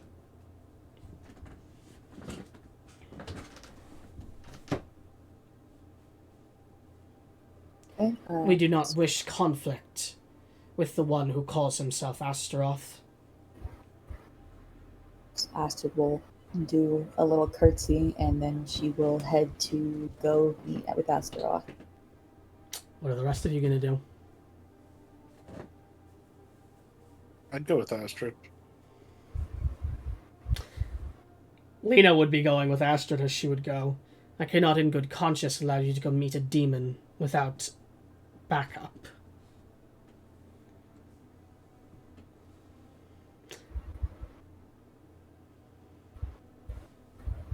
Is anyone not going with Astrid? I suppose there's the more of the pointed question. Soul wouldn't go. Okay. And Beryl probably wouldn't go. All right. Neither would Carolina. Okay. So as they begin to walk away, the matriarch Audra would look to you all and go, if you are to stay in the village, we can make accommodations for you. We have a home that is used by those of your kind. It is not much, but it will accommodate all of you. Shall I show you to it? Yeah, whatever you've got is fine. She would nod, and she goes to go lead you guys off to the guest home they have. Are you going to follow? Yes. Yes. Alrighty. I have to pee. When I get back, we're gonna go to Astrid, Isaac, Josie, and Lena. Josie is correct. You're sticking with Astrid, correct? Just wanted to make sure. I'll be right back. I really need to pee.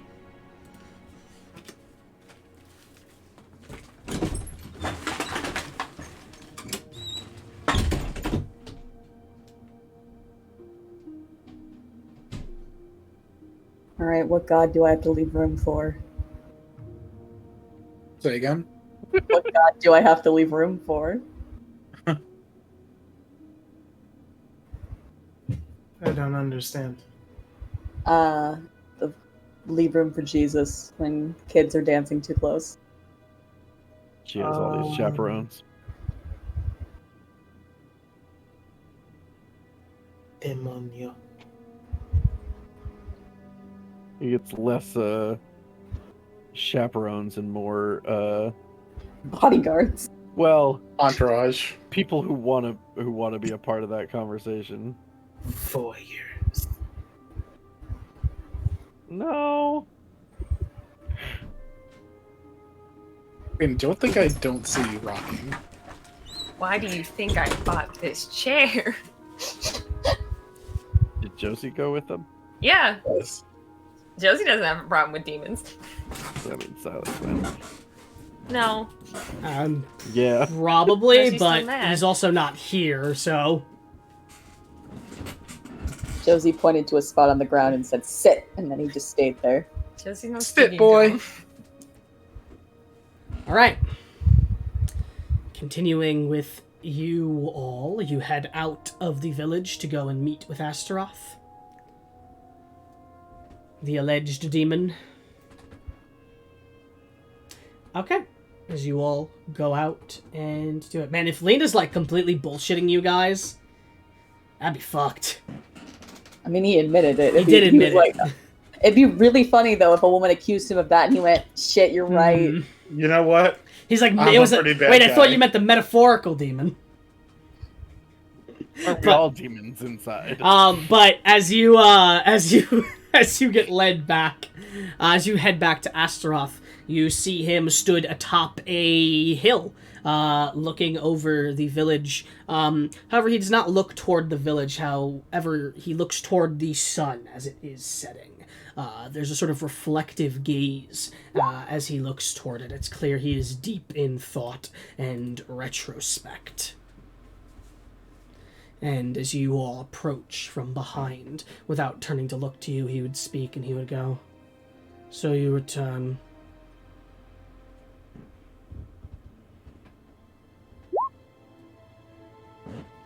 That we do. And with good tidings. Speak, then. Well, I think it's only fair that because you shared information with us previously and helped us a good deal, we'll return the favor and, save you the trouble of invading the Lamia clan and talking to the diplomat.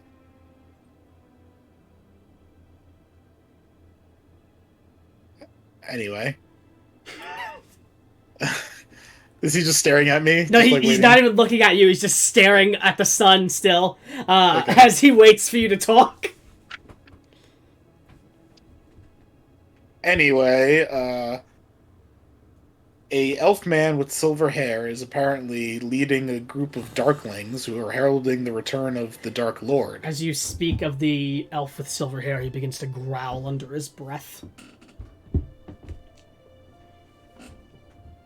And he has gone and imprisoned the goblins and is forcing them to raid the nearby civilizations for weaponry and other items for the return of the Dark Lord. So it is the blatant lie that I assumed it to be. Who's lying? The diplomat? This silver-haired elf. The Dark Lord has not returned. I didn't buy it either. It is not that I don't buy it. As he turns to look to you, as he just looks down toward all of you and goes, I know. The Dark Lord has not returned. This elf uses his name to get what he wants from the goblins. Could you please step down? You're already quite tall, and all of us have to crane our necks to look at you. Move down from the hill he's on, but you guys right behind him, on the ridge. He's still 7 foot. That was not described. I thought we were at the bottom. No, you walked up behind him. I did say you approached from behind.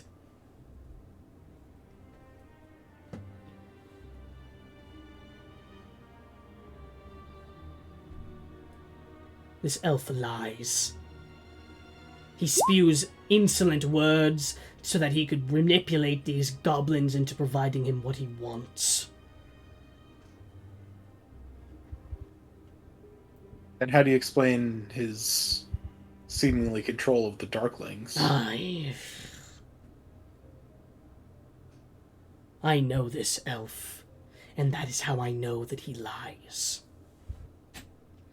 No. He'd say, and that is one of the reasons why I know he lies. Do you have any idea what his motivation? No, but I intend to come out. I intend to find out. No, that was a Freudian slip. Mm-hmm. How do you know him?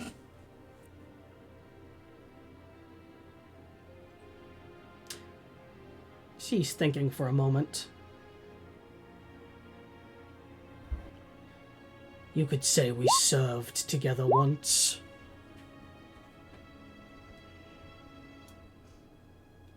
Astaroth looks like an elf for the most part, right? Aside from the size. Correct. And the eyes. Well, yeah. Is he also a demon then? No. You didn't happen to serve the Dark Lord together, did you? His eyes linger on you for a moment. And his eyes look up And roll insight check. Why do we bring Isaac anywhere? It's like you can't just ask somebody if they serve the Dark Lord. I need Isaac's thought process to stop like one step before it does. You know? Nah, that ain't who he is, baby. You can all roll if you would like as well. I did a bad job. The sun's in my eyes. Like I said, the man is made of questions. He's just a dark outline. Josie, you can see him looking up at the sky, and there's a contemplative look on his face. He is reflective in his nature as he reflects on seemingly what is likely his entire life as he looks up at the sky. And in that brief moment where he recollects basically what is likely everything about his life, there's like a thought in his mind, you can tell, and it seems like he gets the idea of, why the fuck not? Like, sure. He looks down, and he goes, yes, my name is not Astaroth. It is a title that was bestowed upon me from a time that I have long since abandoned. My name is Zudril. Long ago, I was known as the arm of the Dark Lord. I served as his watcher, his warrior, and his knight, so that we could bring peace and order to this dying, warring world. And as he finishes saying that, you hear what sounds like the string of a bow getting pulled back, and then an arrow looses, and Astaroth gets shot in the chest by Lena. As an arrow lands point into Astaroth's chest, just shooting into it as blood begins to leak out. And Lena is just pointing the bow at him and clearly going to load another arrow. Any of you do anything? I'm gonna attempt to restrain Lena. Okay. I'll step in front of the arrow. You're going to step in front, and Astrid's going to go and attempt to restrain. Alrighty. Astrid, I need an athletics check from you. Yeah. Oh boy. It's not bad for me. Pretty good. That's actually pretty good, yeah. Let's see. You know what? I'll even make it fair, and I will make Lena roll athletics instead of acrobatics, which she's allowed to do. But just for the fuck of it, I will make her roll athletics. Let's see. She is a +1 to strength as well. So, yeah. As you restrain Lena, holding her, but don't actually restrain her, you grapple her so that you're trying to hold her back. And she is pointing the bow forward, still with the arrow loose. Josie steps in front, and she goes, unhand me, and get out of the way. This man has just admitted to being a servant of the Dark Lord, and he is a demon? And you think a few arrows are going to take him down? I think that we should not do nothing, as one of the faces of evil stands before us. I mean, he did say was in, like, past tense. Faces of evil. I was thinking the same thing. How quaint. Face of evil. That's what he says, and he goes, your hatred for my kind and for the Dark Lord's forces indicates that you are from the homeland, and it is very obvious how history is so twisted for you. As he said, she says, shut up, you! And she just looks toward all of you and goes, why? Why do you not allow me to continue this? Because as far as we know, he is our only real lead onto what is happening within the ruins and with the god. And Not only that, I think it's kind of pointless. He seems really strong. And you think that is reason enough for us to allow this affront to justice and good? Yes. If you would like to duke it out, I recommend you wait until this is all over. You can roll a persuasion check.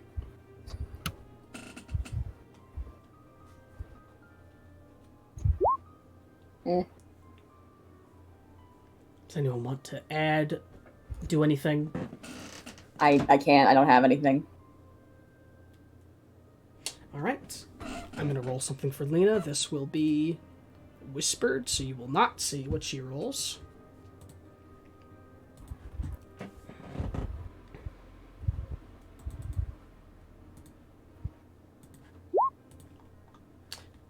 Wow. You really won by one. Oh, yeah. That happens a lot more than I would like in this game. Yeah, it's tension. As the bowstring loses tension, she puts the arrow back and goes, "Let go of me." One second. I guess I believe her. It doesn't seem like she intends to continue her cause of action.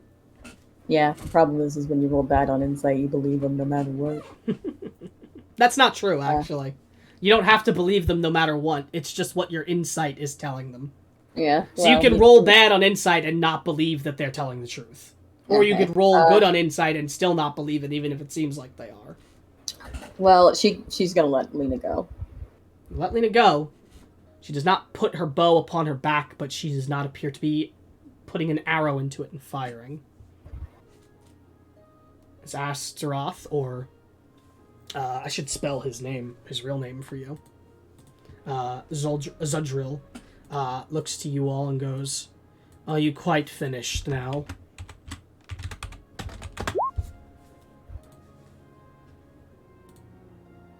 Is he actively bleeding?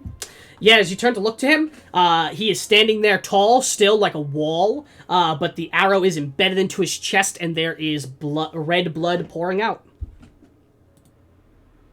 Would you like me to take care of that, or are you happy to just let that bleed? Takes his hand, snaps the arrow in half, and then tears the rest of it out. Throws it on the ground. Puts his hand against his chest, and the wound begins to close up as you see a radiant glow go over his hand. Radiant is in, like... Like healing magic. Oh, okay. Not like holy radiant. I mean, that's up for you. That's up to you to decide. Yeah. One person's holy is another person's heresy. Fair enough. It's pretty true. It's my favorite Panic at the Disco song.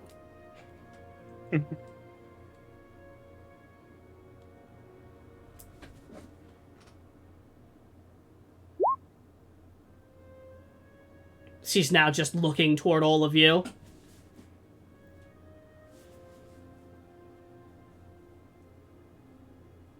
So what's his name? Give me 1 second.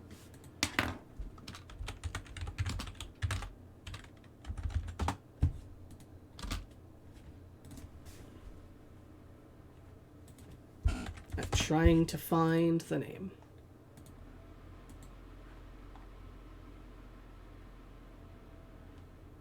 He is Landir.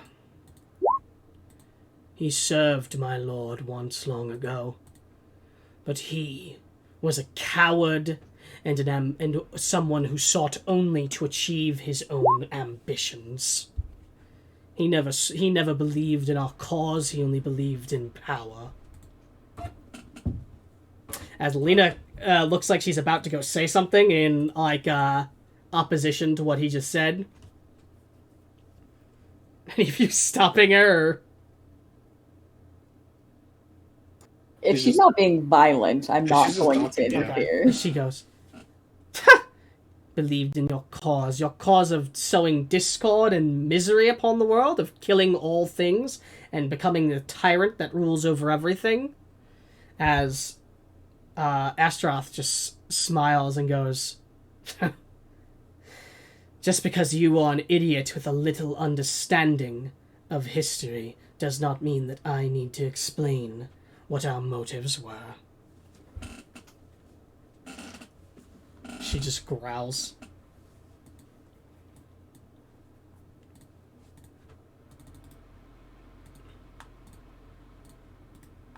There's the name. Was Zudril his title or his name? I forget. Astaroth was what he said was the title he that he Astaroth had was the title. long ago that he has discarded. That's the elf, yes. Landier. Not a recognizable name, right? Not to you! Okay, I didn't think so. Gives me Legolas dad vibes, just the name alone. Yeah, we're only having a conversation about the Dark Lord. It can't be Tolkien related at all in any sort of way. Who's told? Who's that guy? Regardless of the idiot's protests, he is a coward, a thief, a traitor, a bastard, a monster, and every other word I could use to describe someone I detest greatly. He sullies the Dark Lord's name in order to further his goals. Those goals I do not know, but I will find out. And when I do, I will tear his black heart as it beats from his filthy chest and crush it before his disgusting head.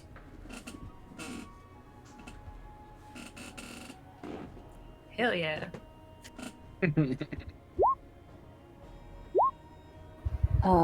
Jake, based on how long ago the Dark Lord stuff was, that is longer than a single elf's lifespan. Yes, sir!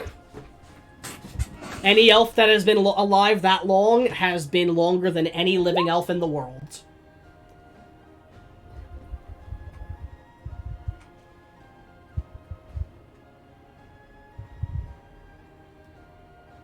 And I'm assuming his longevity is some sort of relic from his time with the Dark Lord. He is a leech that leeched upon the gifts our generous king gave. So yes.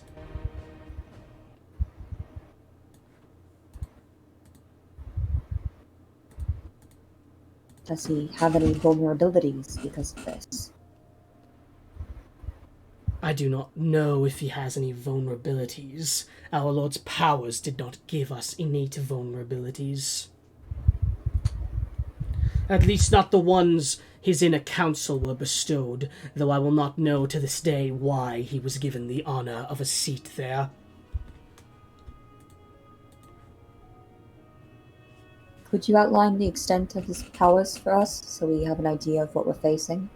He is a powerful sword mage. He was trained by the founder of the Order of the Lunori and the Solori. You should know those at the very least, as he looks towards Lena, as she just nods her head as she would go. If that is the case, he is likely very gifted adeptly and very gifted martially and in spell casting. That is troubling.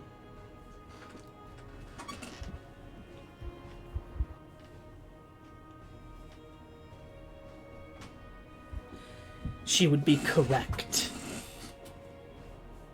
Though, his power has likely faded. It has been a long time since our Lord has been on this world. And because of such, his gifts have grown weaker and weaker.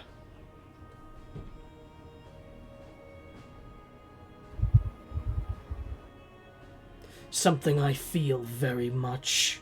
So he looks down to his arm, which shakes slightly.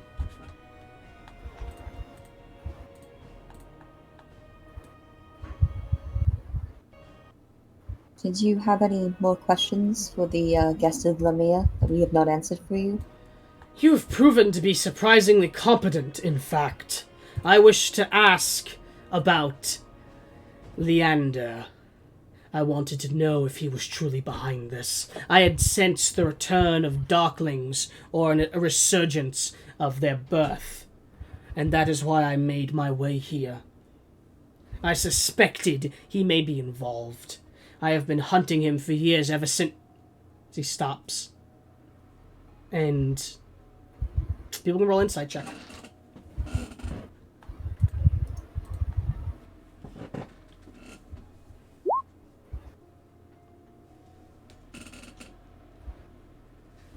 Just too tall, man. Holy Man. shit!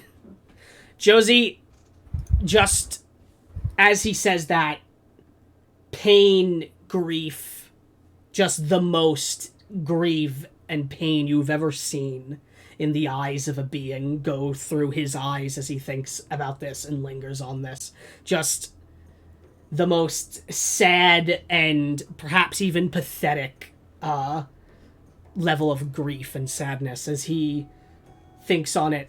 His eyes show that, and he goes, "Ever since I was spared, that day that our kingdom fell."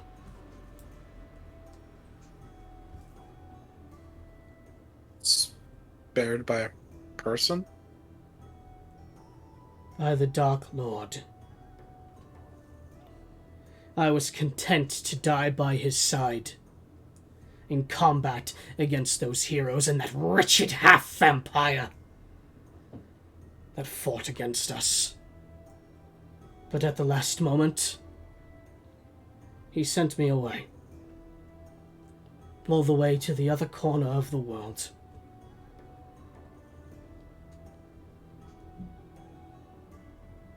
You guys must have been good friends. I was not his friend. He was my savior, and I was his loyal follower. I would have walked through any hell, through any lair of the abyss, for him. I would have happily died, protecting him, saving his life. But he chose for me to live. Like I said, that sounds like a pretty good friend. His eyes just linger with a quivering sadness. At that, you see Lena's stance lighten some, as she has a confused look on her face and just casts her gaze downward, crossing her arms with a scoff.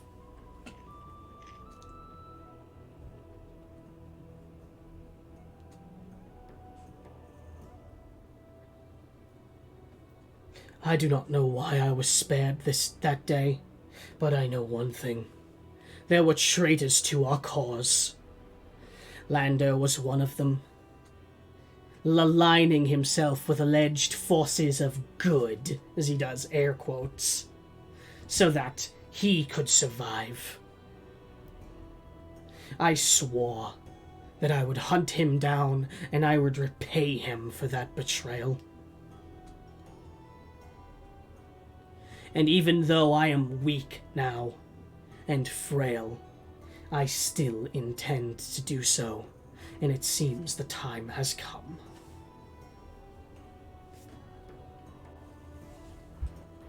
We intend to start heading towards the ruins tomorrow morning. Will you travel with us? Roll persuasion check.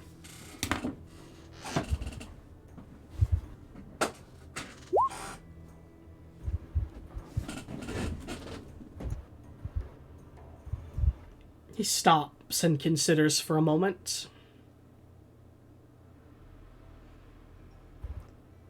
Thousands of years ago, I would have been able to face Landia myself. I would have been able to crush him like the worm he was, without even breaking a sweat.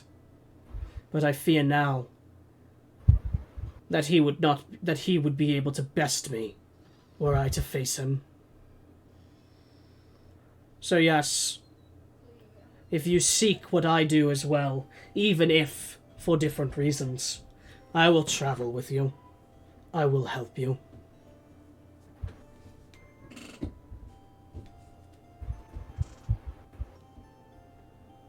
And you will bring no unnecessary harm to the goblins? I have no quarrel with the people of... what's the word? Where's the name? Fuck, how am I forgetting my own continent's name already? Severant. I have no quarrel with the people of Severant.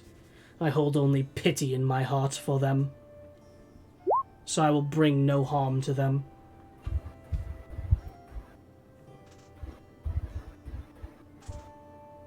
Doesn't seem like he's lying, but he's a hard man to read. Except for Josie can't. Except for Josie, yeah, it seems like.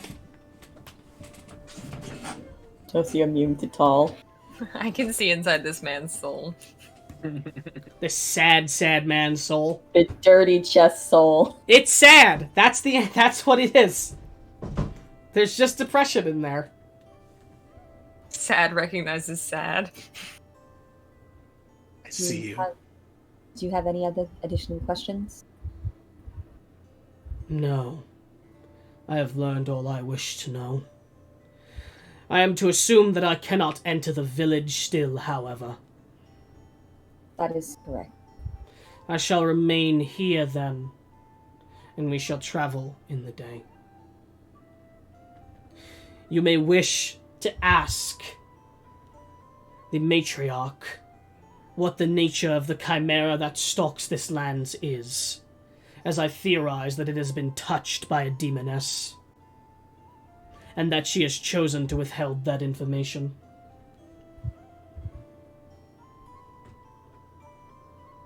I will see if I can bring it up into a conversation. He nods.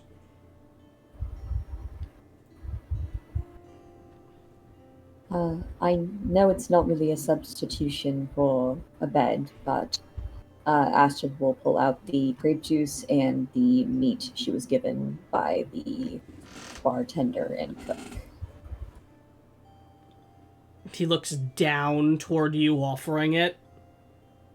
She just goes, "Why?" They said you seemed to like it and that you weren't eating well. If your concern is me dying of not eating, it is misplaced. I will not die from starvation immediately. It would take me 50 years to die without eating. Sure, but you don't want to be hungry that long. But you enjoyed this, yes? I suppose I enjoyed it. And she'll offer it out like a little more insistently.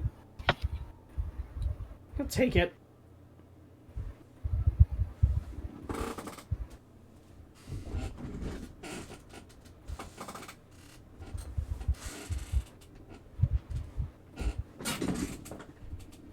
She would just look toward it again. He'd set it aside.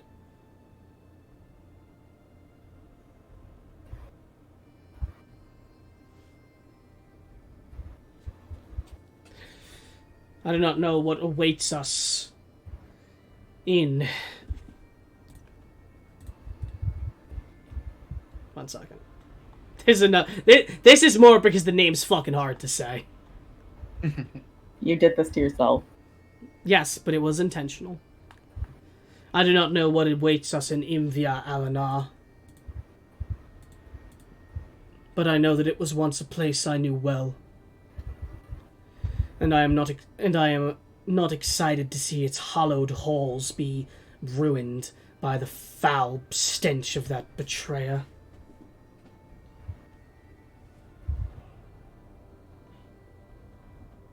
Well, then we better clear him out as soon as possible. Of that we are in agreement.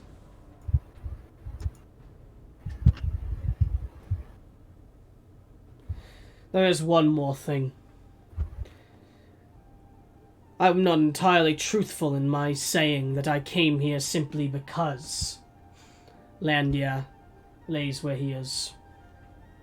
I was on my way here initially because Imvia Alanar still contains a vault that has weapons, items, and historical archives of the Dark Lord intact. More specifically, weapons and historical archives from when the elves first came here, when the Lunori abandoned the homeland and came here. They stored artifacts within that vault. Much of the most powerful things that were there do not remain, but items, weapons, and so on may. I was intent to go there and see what I could find. Anything that could help me in my cause. As recompense for helping me, I will allow you to take from the vault. Even you, angry inhabitant of the homeland.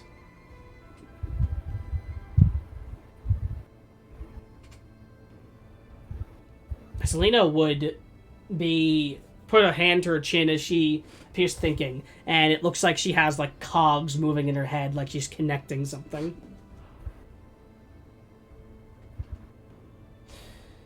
I tell you this first to incentivize you helping me, but second to inform you that Landia will likely wish to acquire what lies within there. He cannot. He will not be able to access it.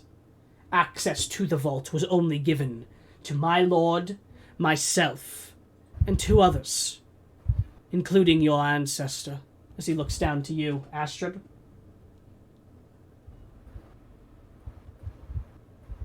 Which one? Oh my god, as you would see him look up and begin thinking as if he's trying to remember. He's just an old man. Lawrence Concordia. Having a senior moment. What was her name? Nancy? Nancy? Nancy? I knew a Nancy once. As he looks down to you and goes, I cannot recall her first name. I only ever referred to her as Lady Concordia.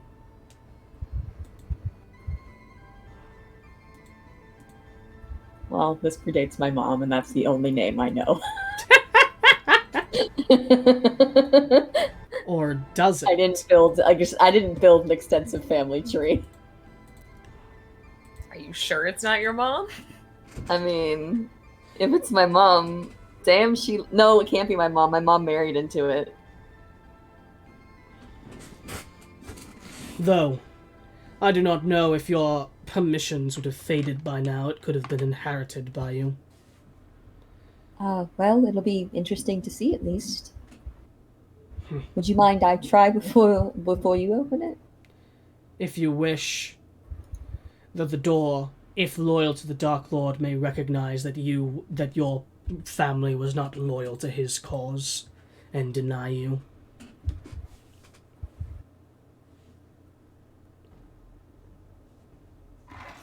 Astrid is weirdly unbothered by this information.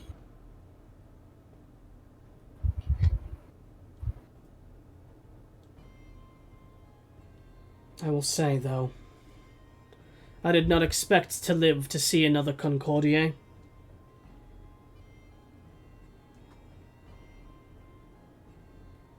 be fair, that is a sentiment that is shared by many of the Sylvanian Moon Elves.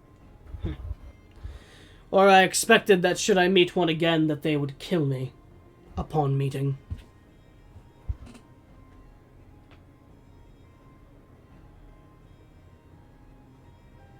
We did not part on the best terms.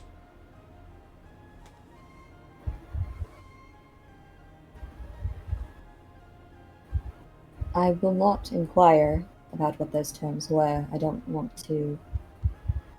You seem to be making efforts to change, and I don't wish for a past I was never involved with to.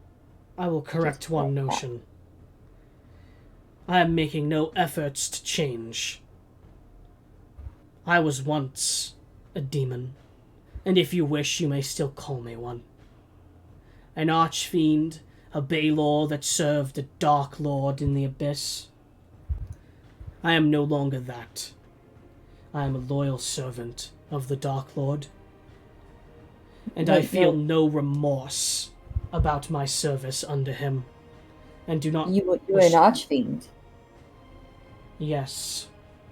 Do you retain any of your abilities? He looks down to his hands as they both shake somewhat. Some, but I have grown weak. Inhabiting this form has weakened my demonic powers. I suspect that inhabiting it for much longer will kill me.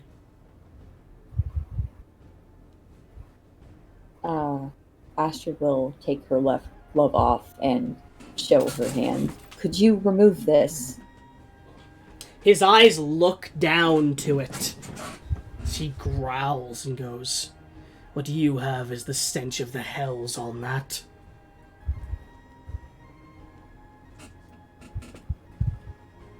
I could try, but I would need the equipment to do so. I do not have that equipment on me. What would you need? I would need a smithy of elven make.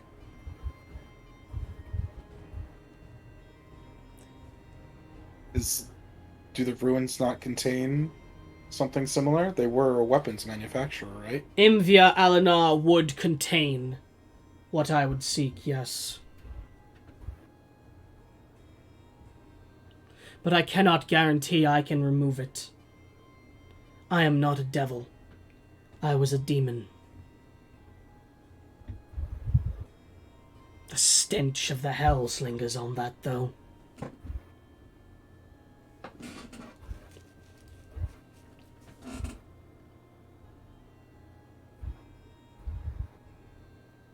I don't suppose you're on any friendly terms with any archdevils.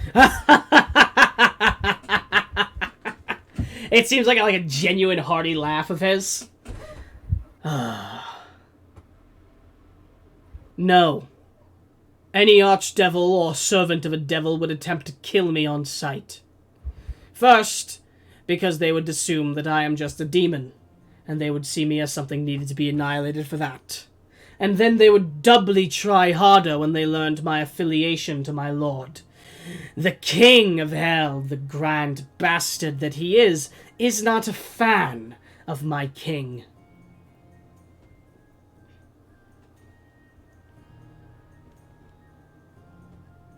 So I am on less than pleasant terms with all denizens of the hells. Well, it was worth a shot. I will do what I can, but I cannot guarantee that even I can remove it. My power has faded as an archfiend, and it was never one of the speciality of hell to begin with. I'm more concerned that the effort would kill you. I can at least mostly assure that it would not kill me. It sort of exploded last time. It seems like it could do worse than that, if forced removal was tried.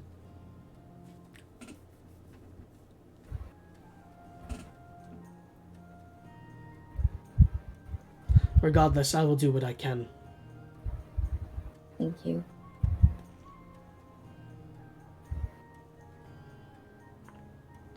I'll put the glove back on. I do not know where you came upon such an item, but have the Concordiers fallen into devil kinship? No, you're familiar with the Concordiers. Were you familiar with the Altairs at all? That is not a name that rings true to my ears. I am familiar with the Concordiers because they accompanied us on the journey to this land. They were part of the faction of Lunori that saw the ways that the homeland were going, and saw the horrid means at which the elves continued to live, and decided that they would leave. The Concordiers, however, did not stand with us when my lord proclaimed that he would bring peace to these lands, claiming that we would fight war after war, as we would always see another war to fight. and then going and retreating to their forests. Well, the ring was, well, it is my engagement.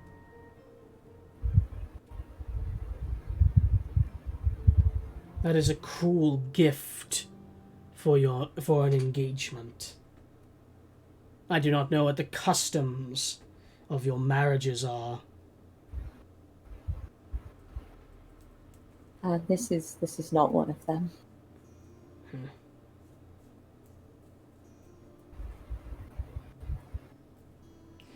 I will do what I can, when I can, but I can guarantee nothing. Thank you for being willing to try.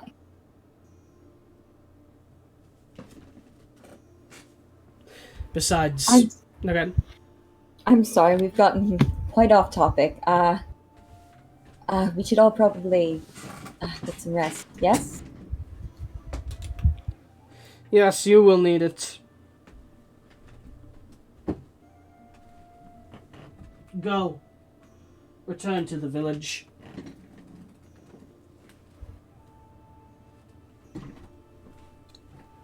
Good night then. Then Astrid will turn to leave. Is everyone turning to leave? One question. You seem to be quite knowledgeable, seeing as how you've been around for a long time. Have you ever seen a symbol that looks like this? And I would show him a drawing as best I could do of the dark half symbol. Although I'm not sure if it's in the. Oh yeah, it's in there. Yeah. Don't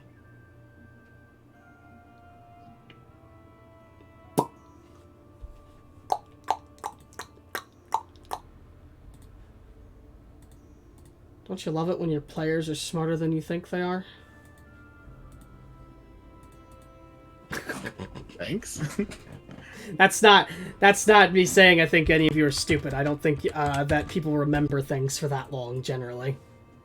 I've been sitting on that one for a while. I just didn't know who to ask. I'm going to give Astaroth a check. Because it is half of the symbol, it's going to use half of his proficiency. He's going to have disadvantage. Fucking cock. He really rolled a 21 and a nat 20. Hell yeah, brother.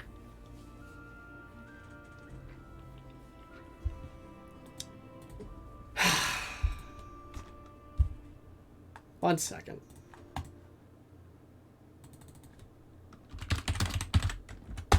I'm not actually mad or anything. If it sounds like I am, I'm just surprised.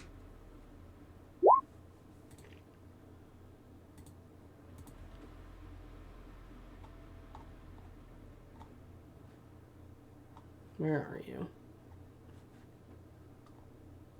There we go. Old Reliable.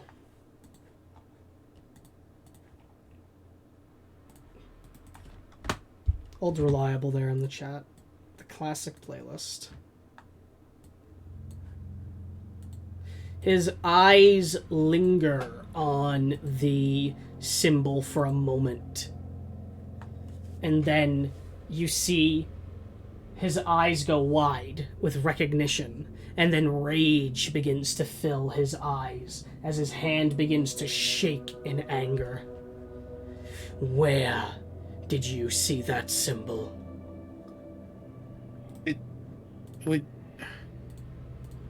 We encountered a girl, or well, it was on a platform underground. It was a past mystery case of ours. That symbol is the symbol of the Hidden Prince. He is one of the princes of the Abyss, a demon prince, whose identity that I do not even know.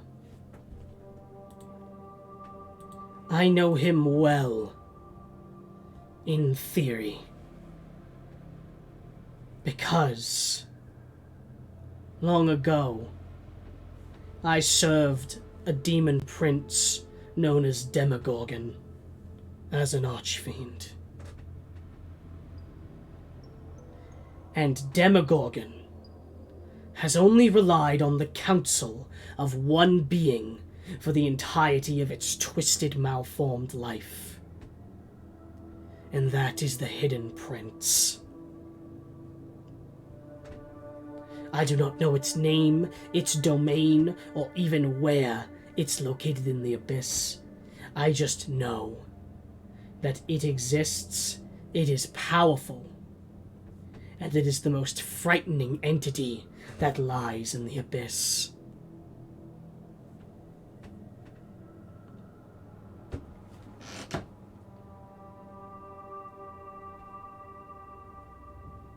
What do you think it means that there was somebody on the surface connected with it?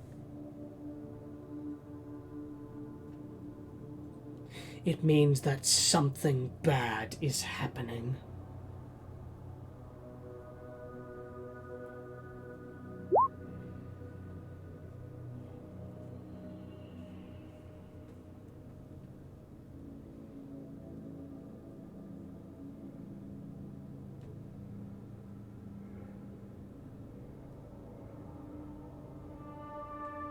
Well,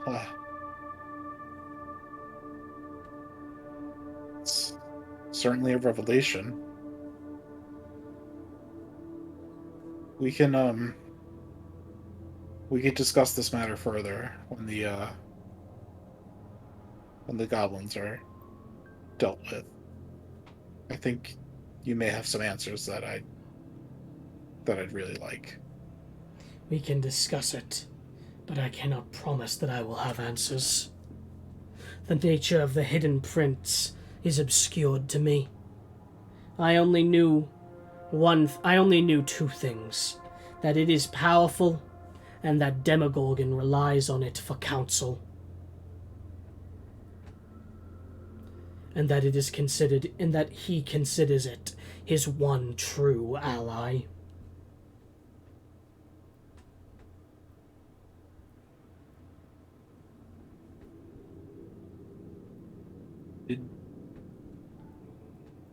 Do you know if the Hidden Prince ever had machinations for the surface? I don't know. He is called the Hidden Prince for a reason.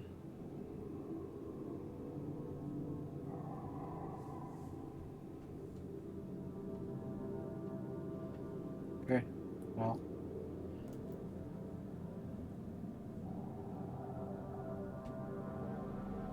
I'll take this into consideration, and like I said, we could discuss this more later.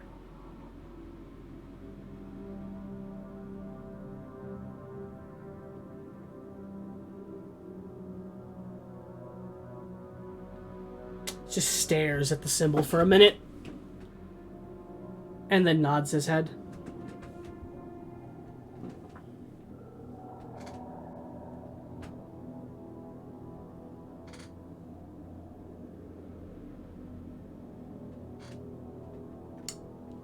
Are you all going to depart after that, then? I assumed Isaac was the only one left there, but yeah. Lena would have stayed behind as well for a moment, and it looked like she was going to say something, but after that revelation, she turns on her heel and begins to walk away.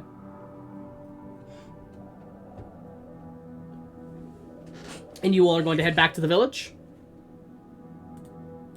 Yes. Alrighty. Oh. Yeah.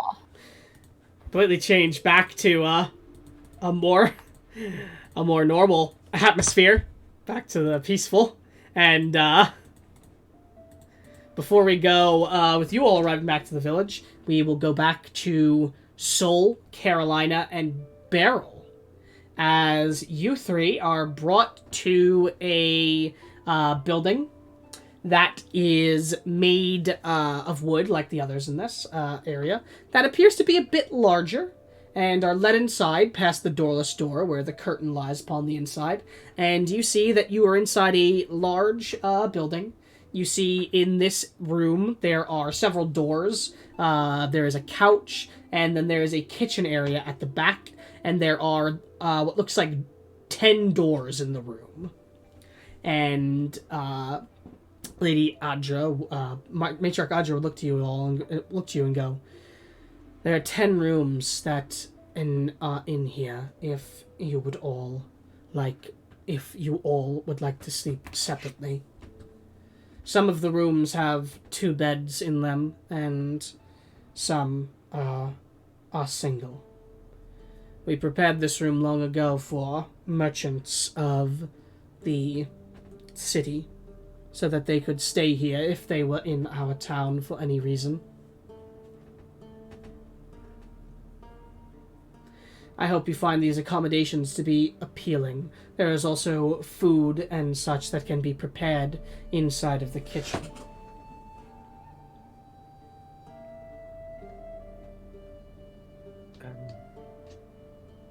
Thank you. You'll make sure that our friends are brought here? I will await them. Is there any other accommodations I need to fetch for you all?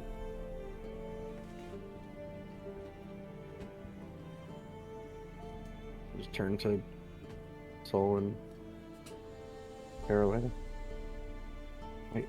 I don't need much. This is fine. Looks to Sol and Carolina. Do either of you appear to need anything? Thank you for your hospitality. Thank you. It should be helpful for you to... It should hopefully ease your mind some that the woman you brought, she is recovering. The wound was deep, and the venom of the chimera still lingered within her. But she is recovering. She will live.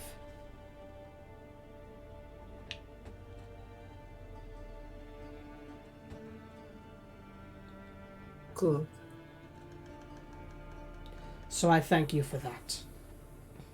Carolina, do you have any accommodations that you need?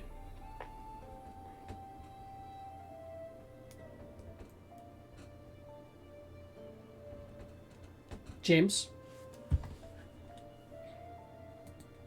He did say BRB. Oh, did he? Okay. Yeah, in chat.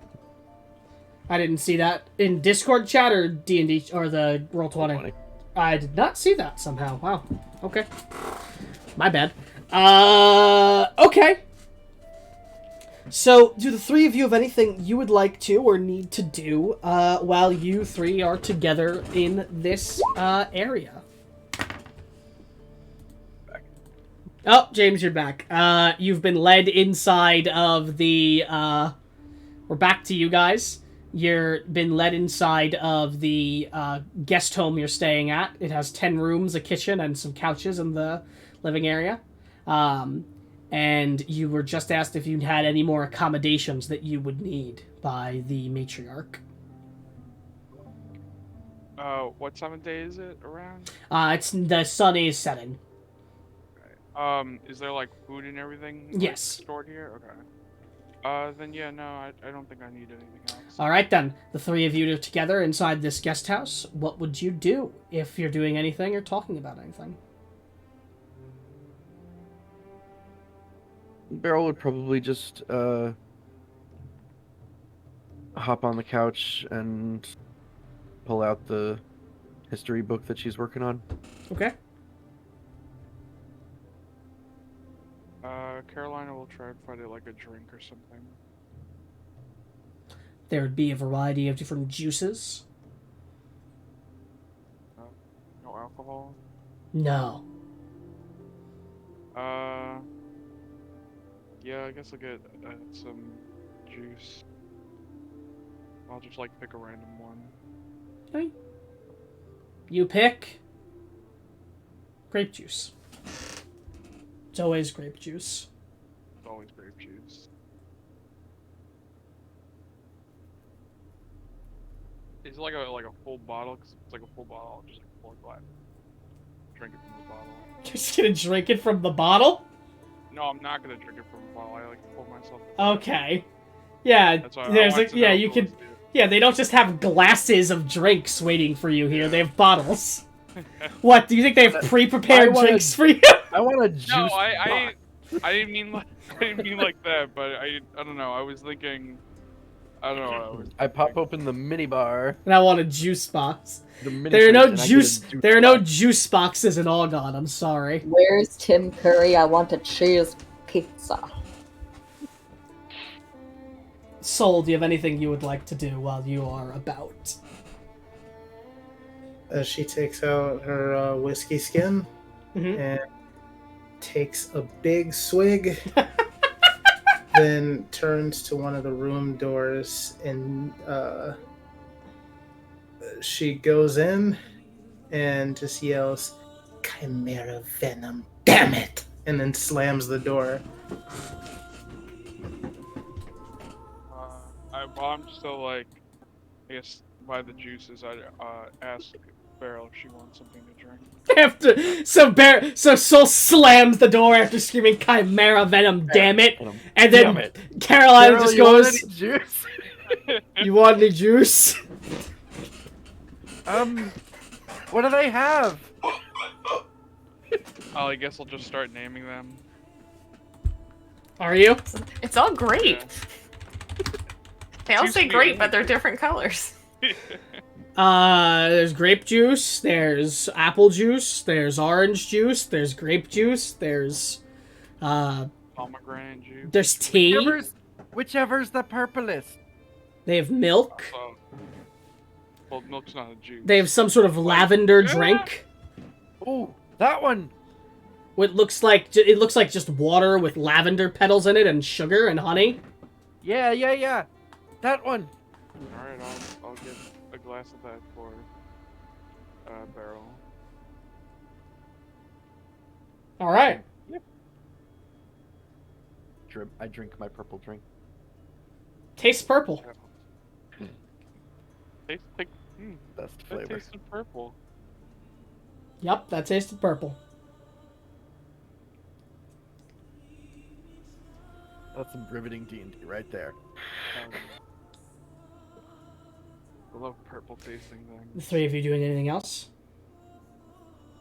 I guess I would just sit like on like the couch or a chair next to Beryl.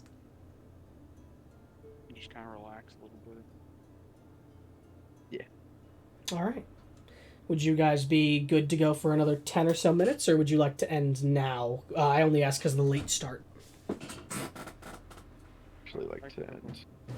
That's fine. If that's the case, then we will end, as I do not want to keep anybody for longer than they are willing to do. That's going to be the session. I hope everybody had fun. I apologize for the late start. And we will pick up next week with the bulk of the party returning back into the village and then meeting back up with you guys inside of the guest home. Possibly with a wide variety of revelations to reveal to you guys, assuming they decide to tell you. But that's the session. I hope everyone had fun, and we will play again next week. And that's that. That's the stream too. If you want to say goodbye to the stream, you can say goodbye to it now. Bye, stream. Bless you. Thank you. That was for you, stream. Bye.